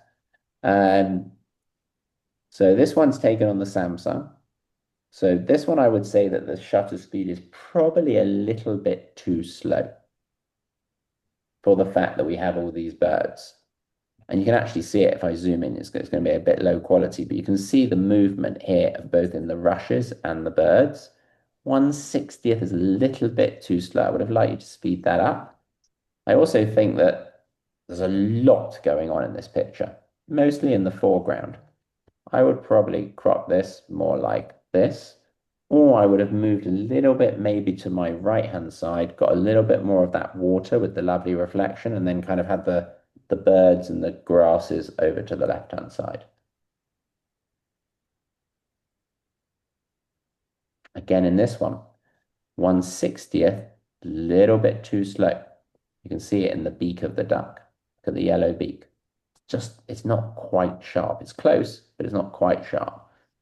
And I'm hoping with practice that you guys are all going to become gurus of shutter speed and be able to look at this and say, hey, I know where that's not sharp. It's not sharp because the shutter speed is too slow. I cannot tell you how many people come to me for classes and they're like, I've gone to my kids, grandkids, like football game, and I took 500 pictures and I thought I was focused and everything was blurry. The reason it's blurry is because their shutter speed was always wrong. If you take 10,000 photographs, if the shutter speed's wrong, it's never going to be sharp, especially when you're capturing movement. So good shot here, whoever took this, but keep your shutter speed just a little bit faster. I mean, this one's the opposite, right? This one, the shutter speed was really fast. Flag is perfectly frozen, even though it's blowing in the wind. Now, interesting, whose is this one? Sense. How come you cropped it so long and skinny? Was that to try to lean into the fact that it was a flag and it was like tall and skinny on the flag post? I didn't crop it. You got this as I shot it. That was it. I did not clip anything. So this is a good, so you took this on an iPhone. No, you took it on your iPhone, right? Yep, on my Android. Yeah, on your Android. Make sure, one thing you can Google it, look it up. Your aspect ratio is currently wrong. So you're taking these like tall and skinny or long and skinny pictures. When you're in the camera app, you just have to find, you can Google it. You just have to find where you change the aspect ratio and put it back. Sometimes this happens on iPhones as well. You put it back to original. Okay. And aspect ratio just means how long is the long edge compared to how short is the short edge. And something like this, you've basically photographed it like a panoramic. This is a panoramic crop, which I think works okay here. But I'd much rather it comes out the camera how it's meant to. Yeah, I did no cropping. Yeah, so it should come out the camera at a 3:2, which would be more like, forget about cropping, it would just be the aspect ratio would be 3 high and 2 wide in this case. So just watch out for that. But really nice, really nice capture. Well done for upping your shutter speed. I thought it was awful. So and I wasn't going to send it to you. No, well, it's a good example. I mean, there's tons of things you can do. It's a good example of freezing the flag. And my hope is that when you 2 months ago would have taken this picture, you would have been relying on your phone to get it right, and 5 out of 10 of the photos of the flag would be blurry. So you did a nice job here of upping the shutter speed and realizing it was moving, and I needed a faster shutter speed to freeze it. Is it the greatest photo of all time? Maybe not, but it's the technical stuff that I'm really interested in, and you've done a nice job here on the technical. Okay, let's look at this one. Very pretty. Notice the red and yellows again. Those color palettes. Definitely decay. Lovely light hitting the leaf here. Nicely framed. Very nicely framed with these branches. Let's get out my pen here. All of this. Again, you've got a leading line here taking you up. I think it's really well executed. It's a very nice shot. I'd probably just shave a little bit off the right. Just a tad. I don't have enough room to quite do this, but I just, only because the leaf is pointing this way. And I want to give it a little bit more room to breathe. But really good. This reminds me of you guys maybe, because you live in that kind of, any hockey fans here? Anyone happy at the USA winning the gold medal at the Olympics? This just reminded, it looks a bit like the Canadian flag here, and they beat Canada in overtime. Anyway, I digress. So let's look at this one. This one's beautiful. Now, the only thing, this is stunning, but I do not like the fact that the barn is right in the middle of the picture. I don't have room to do this, but I would have moved 4 steps to my right here. And by me moving 4 steps to my right, the barn would have come here, and the amazing sunset sky would have been here, and they would have been joint with that diagonal that I talked about earlier, with that diagonal line. I can't recreate the settings here. Pretty good. Excellent capture, but I would offset the bar. Even that's a bit better. But it feels a tad unbalanced. Like I kind of want that over here. And I could have achieved that by just moving 2 to 4 steps to my left. It's a really good capture, whoever took it. Great photo, great time of day, beautiful light. It's me being really harsh, but my job is to be harsh and help you guys improve. But excellent capture. You could have also increased your F number just a tad if you wanted to. Whose was this? Carrie. Carrie, excellent. Where were you? It's lovely. Very pretty. Southern Oregon. It's beautiful. Definitely. And can you see also, Carrie, I also took out some of just in that crop, I just removed some of the fencing and stuff down there. Kind of put the barn more on the bottom third. You've got the bones here, I think, to make this an amazing picture. I think with a slight edit, this could be a real showstopper. So nicely done. And the key here is you waited for the good light. Ultimately, photography lives or dies on how good the light is. And the lighting here is magnificent. So very nice job. Really good. Thank you. Look at this one. A lot going on in this one. My eye definitely goes to this like white thing in the bottom. I'm not sure what it is. But I feel like because there's these like white decaying branches up here, I also want to go up there a little bit. I feel like they're drawing me away from this, even though they're out of focus, just the brightness of them. When you took this, I probably would have come down and off-centered this and just said, that's the subject. This is all I care about. And leaned into like all that weird yellow fungi and stuff going in. I think that's a cleaner picture of this particular subject than that. And there's a lot going on. Hopefully you guys can see the difference. And I offset it over to the right as well to kind of lean into that leading line coming in on the left. Shutter speed doesn't need to be fast here. The thing's not moving that fast. Settings look really good. Nice job. Look at this. A lot of you sent me fungi and mushrooms and things, which I thought you would. This one's interesting because this one, the focus, when you tapped and held your iPhone, is right here in the middle. Not necessarily a bad thing, but I think the central focus point is too centered.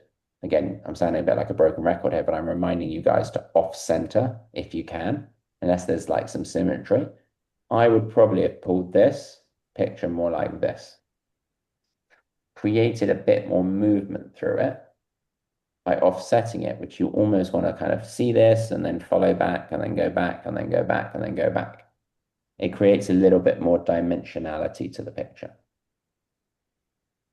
A good capture, especially that you were using an iPhone 12. Nice job. This one's really interesting. Look at this one.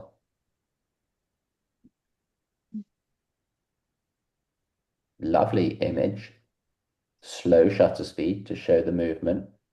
Lots of layering going on here, lots of reflection. So I shot through, it was raining, I shot through the car windshield. Interesting. With a slow shutter speed intentionally? Yeah. Yeah. Yeah. Very similar in terms of like Nick's picture of the tree blowing in the wind. The concept is the same, and the one you took, Lucy, of the couple in Prague. Similar concept. I like the turning of black and white. I like the flow of the picture from kind of bottom left up to top right. You kind of follow, your eye follows up here.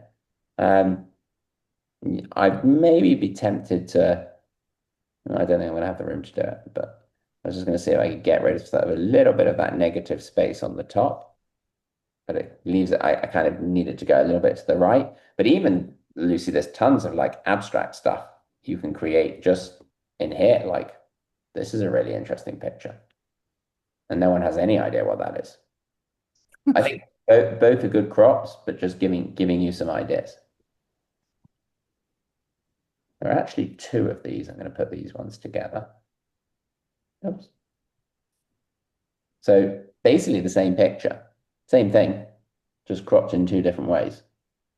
Who thinks the one on the left is better? Hands up. Okay. Who thinks the one on the right's better? Okay. So Cindy, why do you think the one on the right's better?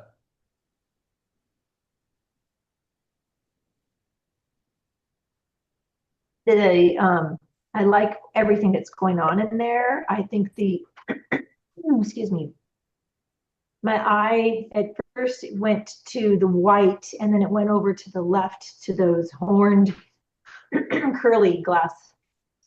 And those are clear. Mm-hmm. Who preferred the one on the left? Who wants to tell me why they preferred the one on the left? Feel free to unmute yourself if you put your hand up.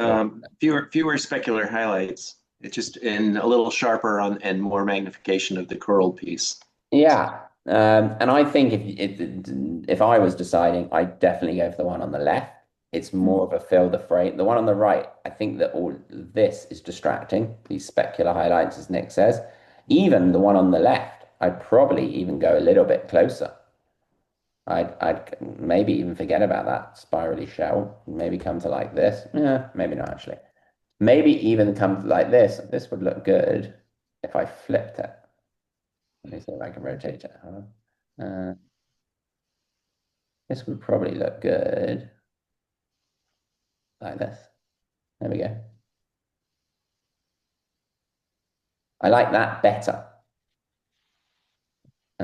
Because I feel like it's really this curls is really leading you into the frame.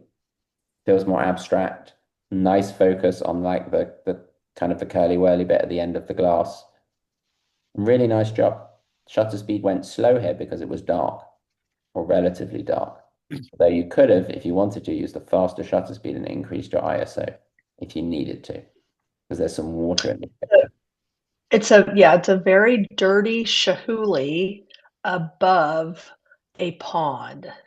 Above a pond. So is this the reflection we're seeing of the Chihuly in the pond? You see the Chihuly with the curl, the real thing on the lower left now, and then you're seeing the reflection of a sort of a dirty pond underneath. So that's why that's not. in focus. No, no, no. And I think it makes sense that it's not in focus. I think it provides some abstractness to it. I think it works better though with this crop than the really big one that we saw. Just because I think there was like a little bit too much negative space. Um, but no, this is really good, really good. I don't know if it's decay. Maybe the pond could be decay. It could be movement. It's a loose interpretation of the theme.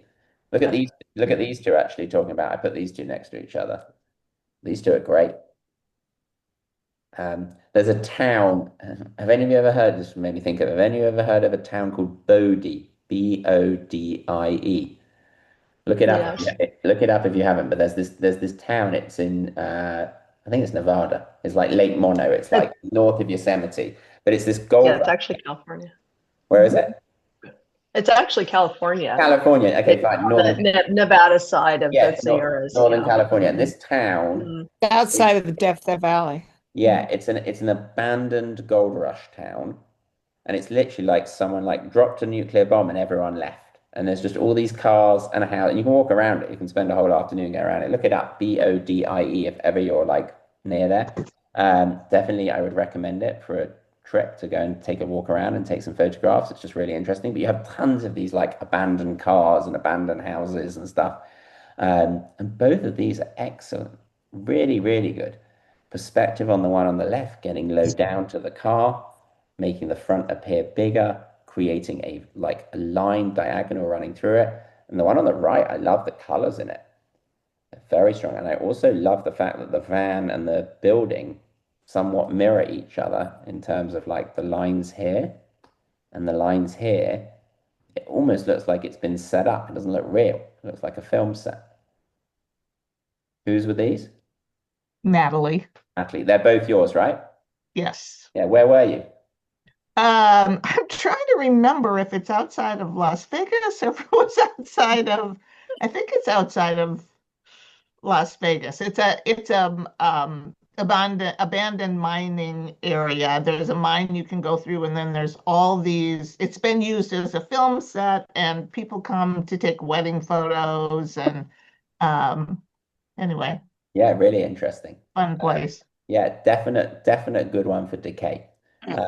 And nice job on that. I like the two different ways in which you photographed that. Let's look at these two birds next to each other.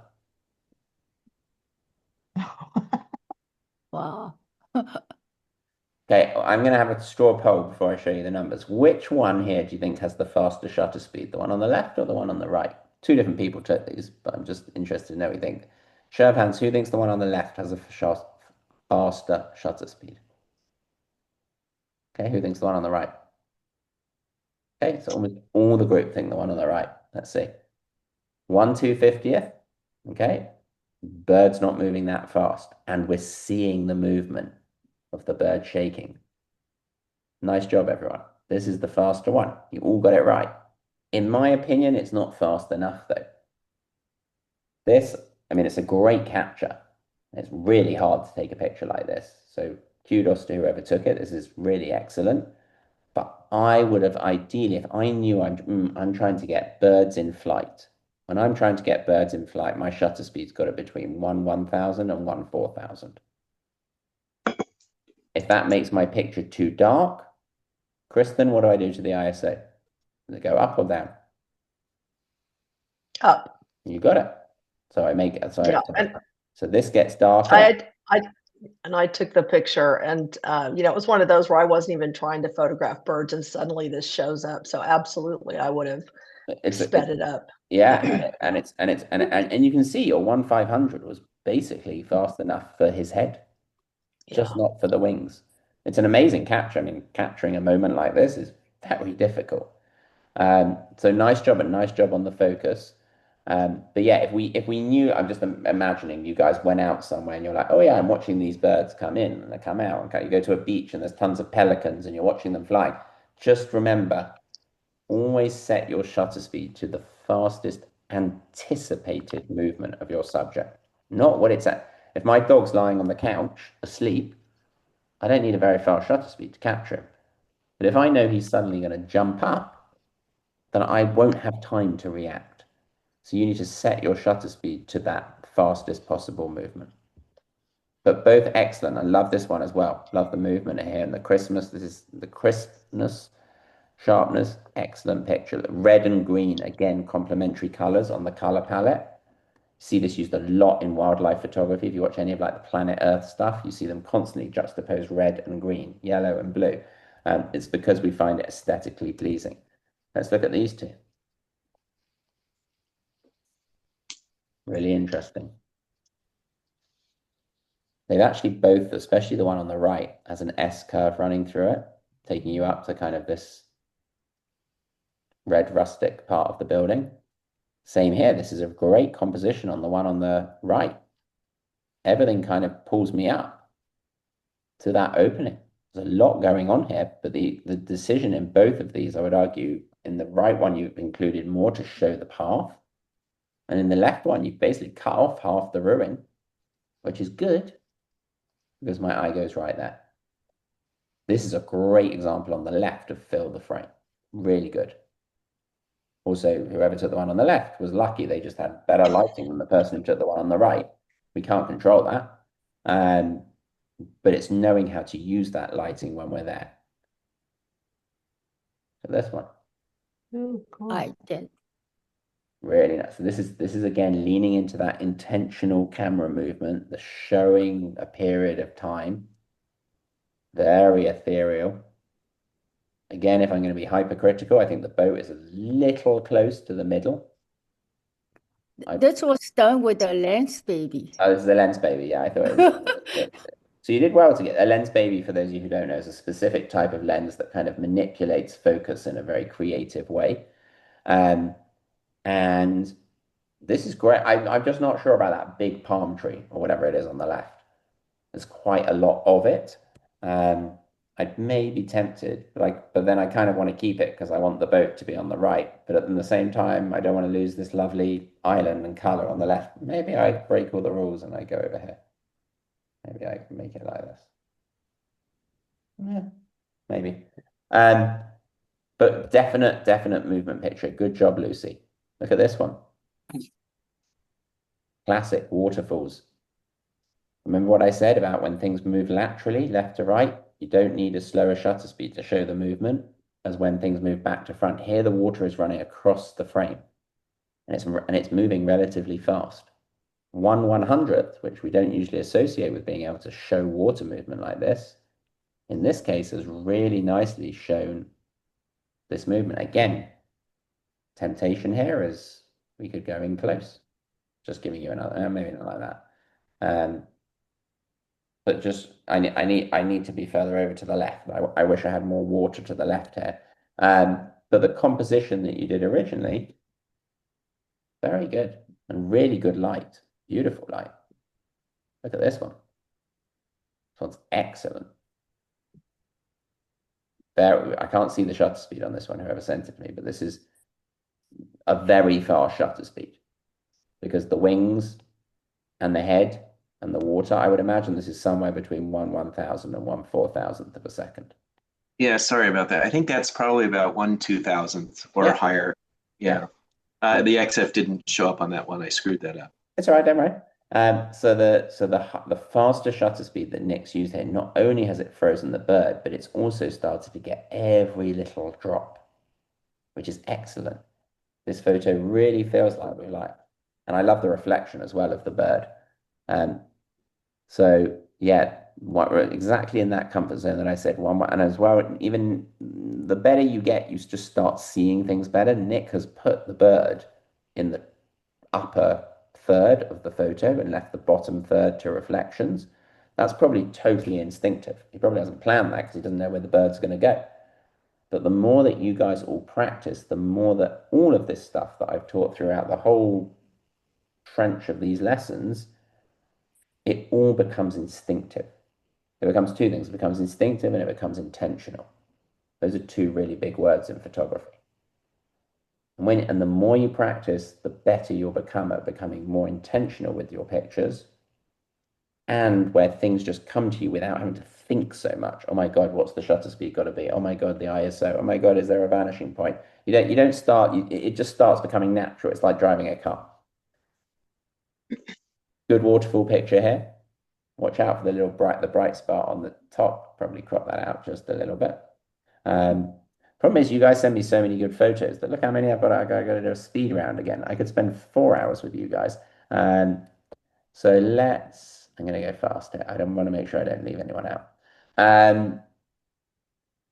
This one is good, but I probably would have moved to where the fence is and retook the picture. I think there's too much on the right-hand side. All this stuff that I think is unnecessary, like it's not needed. Zooming with your feet here would have created a stronger photo, in my opinion. You had the interesting thing, which was the vehicle, but we're seeing a lot of other stuff as well. Even just like, oops, sorry, even just shooting a section of the vehicle. Like if you were up close to the vents, look at those like abandoned seats and stuff in there. That's really interesting. But we don't really notice that because there's so much else there going on. So watch out for that. But this one's great. Real storytelling picture. Again, look at the shutter speed, 1/2000th of a second. Nice and fast. Look at the water, what it's done to the water. We see in humans as about 1/100th of a second. We don't see the water like this. Cameras, and the reason, again, I'm pushing Lightroom app on you and really going on and on about shutter speed is I want you guys to have the ability to be able to show a scene, an animal, a place in a more creative way than just we see it as humans. And that's where photography is really powerful. It lets us express creativity because we can show things that we can't see. The camera sees more than we see. It sees more light, it sees more color, it sees more movement. There's tons of things. It's learning how to use the tools that help with that. This one's really good for fill the frame. Really good. Almost looks a bit like Nick's skeleton, coyote skeleton. It's not a coyote skeleton, but it's some type of wood carving, I think. Watch out for the top left there. Take that out. Almost looks like a face. Definite decay. Very good. Nice composition and really good use of filling the frame. Again, on this one, I'd be tempted to see what it looks like. It may look terrible, but I'm going to try. This is Cince's, I'm guessing again. I'm just looking from the crop. So it's Sue, and it's a bison skeleton that's been carved. Oh, it is a skeleton. There we go. Cool. Sue as well. Did you crop this like this, or did this come out the camera? I cropped it. Yeah, I did. So watch out when you're cropping that you keep the native aspect ratio if possible, because you've veered here into like it's quite long and quite skinny, which just means if you ever ended up wanting to do anything to this picture, print it, put it in a book, share it with friends, enter into a contest, you're going to have to redo it. You're going to have to recrop it. So just keep an eye out for that. This one's got great light. Look at the light on this one. Beautiful. Golden hour. Very rich coloring. Do I need to see all those stones? There's still a lot going on here, and the focus is actually on the far left. I think I would move this focus to the bottom right in terms of, whereas the focus is more on the top left because I feel like the whole thing brings you down there. Other than that, this is good. I love this one. This is a great storytelling picture. Would look good in black and white as well. Love just the cracks and the simplicity of this one. Well done for getting down low. You didn't need as fast a shutter speed as you had here, by the way. Whoever took this had a shutter speed of 1/10,000. This thing wasn't moving. But yeah, really good. Really, really good. Irving Penny, look at this. In fact, there's loads of flowers here. I'm going to do these flowers all together. So look at all these flowers. Neo, I now see your one here. This is just an ISO issue. So that's just the camera has just not been able to capture all of the light and has created noise. But all of these are excellent. We've looked at this one already, actually. Very, very nicely executed. I particularly I like them all, but this one really reminds me of that Irving pen that I just showed you, just the colors. This one, watch out, the focus is on the stem, not on the flower. This one, look at the ISO, 3200 Neil. Now, Yes. it went there because look what you did to your shutter speed. You took Actually, this was done in Lightroom. Yeah, I know. Yeah. You changed the shutter. So the shutter Right. speed here, Neil, went to the same as Nick photographing one of his birds. But this flower wasn't moving. So you basically made life so hard for the camera because you went, ch-ch, and the camera's like, uh-oh, what's Neil done? Neil's letting in no light to this picture. So my only choice is to whack up the ISO. And when you turn up the ISO too high on it, especially on an iPhone, you get digital noise. That's the only reason that's happened. You could have prevented this just by shooting with a slower shutter speed in Lightroom or you because this thing wasn't moving. That's why I sent it to you. Yeah, good. And hopefully that makes more sense after a lot of the stuff we've learned today. Why this photo looks like this and how if you did it again, you don't need as fast a shutter speed and therefore you don't need as high a ISO. This shutter speed like this is reserved for like a cheetah running across the plains in Africa. It does not need it for a rose that's sitting in your home or in your garden. But for better detail, Doesn't matter. Shutter doesn't speed makes it's only to do with movement. So if the rose isn't moving, you're not going to get any better detail at 13200 as you are of 1125, 1 over 125. If it was moving, if someone was waving it around, absolutely. You get more crispness. But in this case, the mistake was shooting with too fast a shutter speed when it wasn't needed. Okay? I'm going to zip through these guys. So again, now I know this is Nick's coyote, I presume. Really interesting picture. Well done on the edit here, Nick. I like the way you've edited it to bring out the texture and the decay. Focus on the right, very nice. This one's good as well. Shooting straight down, remember. Always look up, always look down. Don't walk around like a blinkered horse. Changing perspective, one of the very first things we talked about as a group in our first lesson. This is a great example of shifting perspective to see something we don't normally look at. Look at this one. Straighten this one up a tiny bit. This one's great. This one, I feel like this merits a whole class on itself because this one I need to talk to you about, like, why is this too bright and why is this too dark? We'll get there. But for the time being, whoever took this, let's see what you took it on. So it's taken on the Galaxy. I would have made sure that the highlight, the sun, was correctly exposed. I would have clicked on the sun rather than the grass. We call this in photography exposing for the highlight. And exposing for the highlight, this GCA would hate this. It's a great picture. I really like it, but you would definitely get dinged by GCA for this big white speck. We have to make sure that the brightest part of our picture is correctly exposed. Now that you guys know how to use shutter speed and aperture, my hope is you use those variables to be able to get that right in the camera. Put these two next to each other. Both cute pictures, taken on one on a Samsung, one on the iPhone. I like the one on the right for the decaying tools and wrenches. Again, I would have gone closer in on them. Same with the one on the left. I think I would have gone slightly closer in and tried to find some interesting lines or patterns in that log. Actually, you did it, whoever did it. This may be a different person, but this is better. This is much better. Sorry, it's a little bit blurry. Just be careful. Remember when you send me photos, send them to me as originals. And all of these are very similar, very good filling the frame. Notice Neil, like on these, look, we didn't need a fast shutter speed because these things weren't moving. You still get all the detail. And the ISO can stay way lower. The ISO is only at 80 here. It's not going all the way up to that 3200. Okay, let me come. I want to, yeah, let's look at this one very quickly. This one, the ISO did have to go higher because it was relatively dark. Great capture, very abstract, great lighting. I'd just come in a little bit more like this. A good shot. Really cute picture of the cat. Again, look at the difference in the cat's legs and the cat's eyes. Moving at different speeds. Now, this was hard because you were inside and it was dark.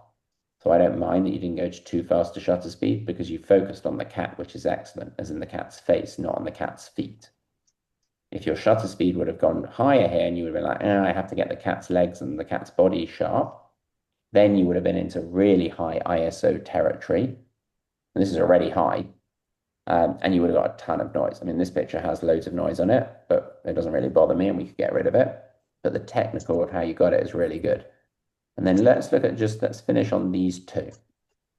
Because these were mistake pictures that I just thought was interesting to look at. Both of these way too bright. The reason they're way too bright is because it was bright outside, the middle of the day, and the shutter speed was too slow for how much light was available there. All you needed to do was fix this. Even if remember the primary job of shutter speed is actually controlling how bright or dark your photo is. It's not movement. Movement is the side effect of it. And both of these pictures, the shutter speed should have been adjusted a little bit faster to let in less light and give you a picture closer to how your eyes saw it. I can't really rescue it, but it's kind of that. Okay? But phenomenal job, everyone. Really, really good. Like this is, honestly, I teach tons of, don't tell anyone I said this, but it's on the recording, but the standard of this group is excellent. Like you guys are, you're very active, you're getting out, you're taking pictures. I can see that you're taking a lot of the stuff that I'm teaching you on board and kind of lesson after lesson after lesson. I feel like you guys have really progressed together as a group. We've learned a lot, conceptual, technical. I want you to continue to practice. I'd love at some point to keep this group going if you guys would like to. I think it's an option. If there's interest. Mio, I saw you just unmuted yourself.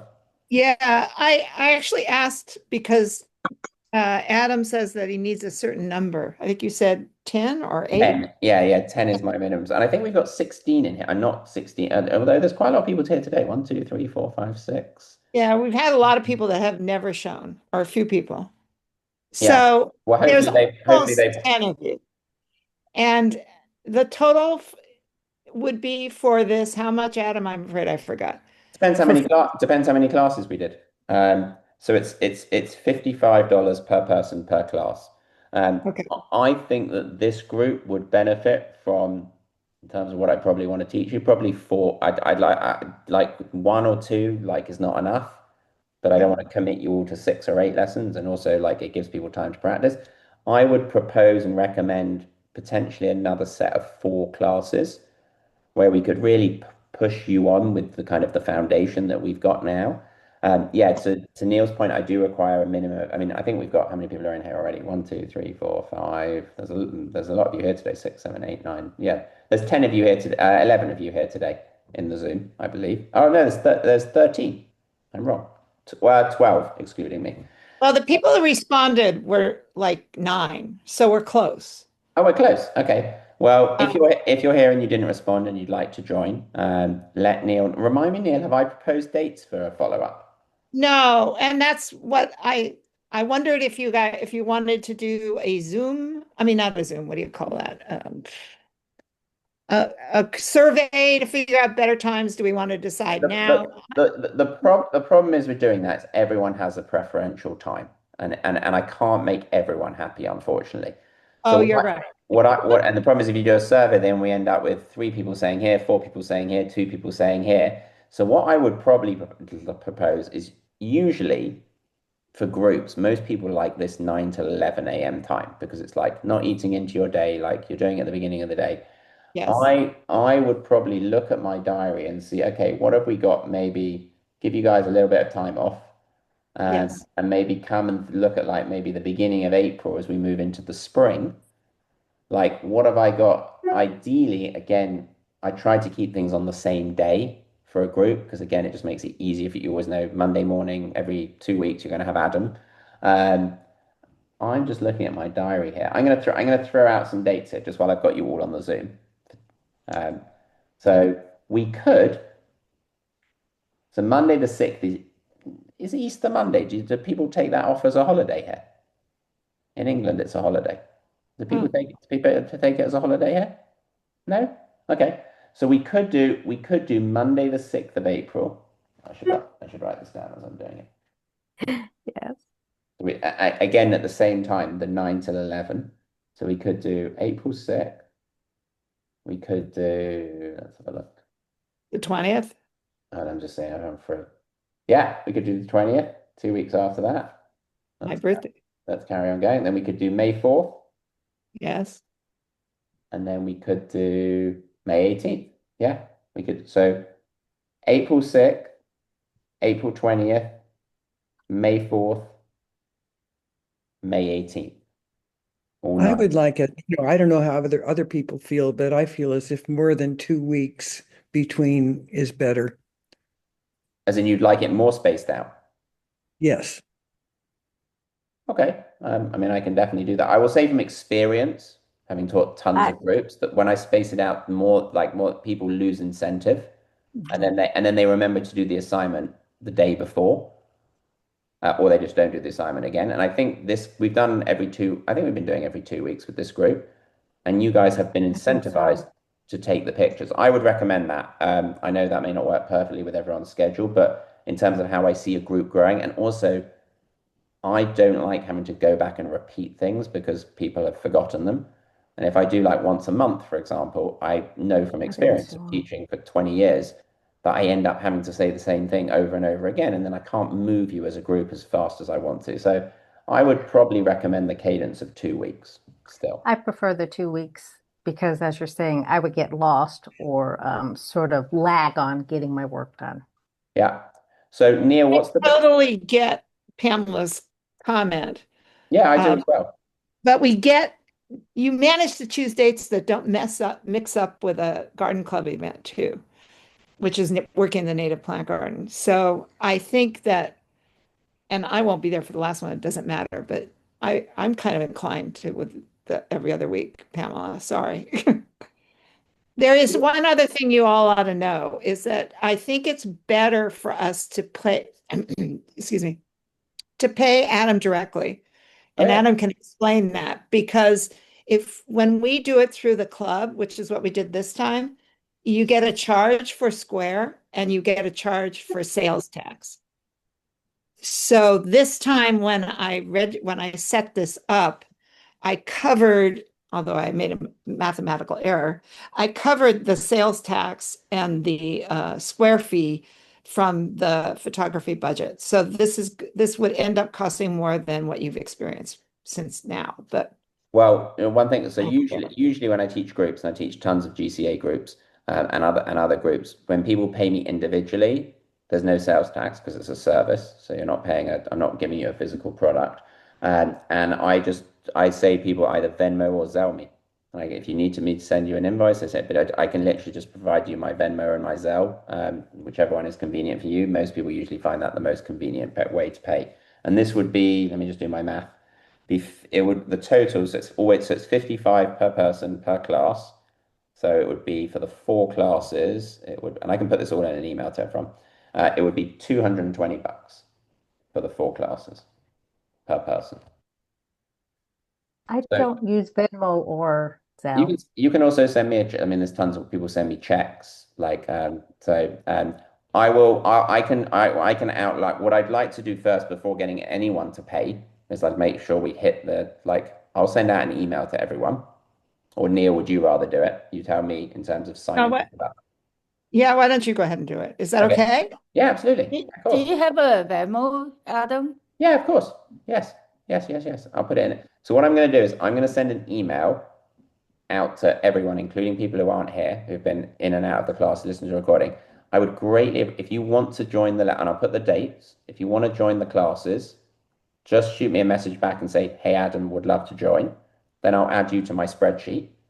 And then once we've made sure we've hit the minimum, and then I'll send out another message and being like, here's how you pay me individually. You can pay me by Zelle, Venmo, or check, whatever's preferential for you. But I think we're going to hit the minimum here. I think I'm not too concerned about that. Be sure you put the dates in it too. Yeah, I'm going to. Well, hold on. I can figure out now. Let's just do it, not to put anyone on the spot because no pressure from me. But just put your hand up if you would like to attend. Okay, 1, 2, 3, 4, 5. Hold on. Keep your hands up. 6. Oh, that's everyone. So every single person put their hand up. So that's Adam, this is Cindy. Hey, Cindy. Hi. I have a question. Can you also put in the email what we would be covering, just Yeah, sure, absolutely. high level? Yeah. So again, it's That not would, gonna. Yeah, it will be very high level in terms of um, kind of how I've been teaching you up until now. Like learning good photography is a dual. Like you got to learn the conceptual and you got to learn the technical. I feel like in these introductory classes, we've set like a foundation. It's building on some of the conceptual themes and teaching you stuff that I haven't taught you so far in terms of composition and framing and color. Like you've heard me like touch on color theory, but I haven't really gone into it. And then also teaching you on the technical side of things, stuff that again, like shutter speed and ISO is like photography 101. It's very much like the beginner start of how we use a camera. Lots of other like tricks and things that you can do. But we'll kind of and you'll see like my teaching style is fairly fluid. Like personally, I don't like doing a theme and say, I'm going to teach this lesson on birds and just you all just sit and listen to me tell you how to take pictures of birds for 2 hours. I like using your pictures as prompts for my teaching.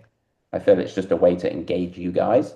Um, so it's almost like reverse engineered. It's somewhat led by the theme that I give you. You go out and take the pictures, and then you come back to me, and then I use those as teaching tools. On that note, I should give you guys a theme. In fact, I'll put it in the email. I'll put a theme in the email. So use. Anyone else got any questions for me? To Pamela's point, this last one was really hard because we were losing, I mean, for me at least, because I was using a new thing. Yeah, So but that's where the practice helps. exactly. I would expect you, like I'm pushing a lot of you to do things You are. that are not comfortable. And when you do things and when you do new things, you're going to make mistakes. But when you make Yes. mistakes, that's how you learn. So this group has grown, but there's tons of room to carry on growing. Well, and So, you whetted our appetite, frankly. oh, good. Um, so I will shoot out an email to everyone this evening with the recording of today's class, along with dates. And then, as I say, if you wouldn't mind, maybe, what are we today, Monday? Maybe well, if you can, just if you can reply immediately to the email or whenever you get a chance, just don't leave it 2 weeks. And I will make a sheet. Neil, maybe I'll share that with you and Lucy, and we can just check who's like confirmed they're attending. And then we'll go from there. Okay, Okay. so hopefully I'll see you all on April the 6th. And I'll set you a theme. Look out for the email because I want you to shoot some stuff and send it to me as per usual. Okay? You, Adam. This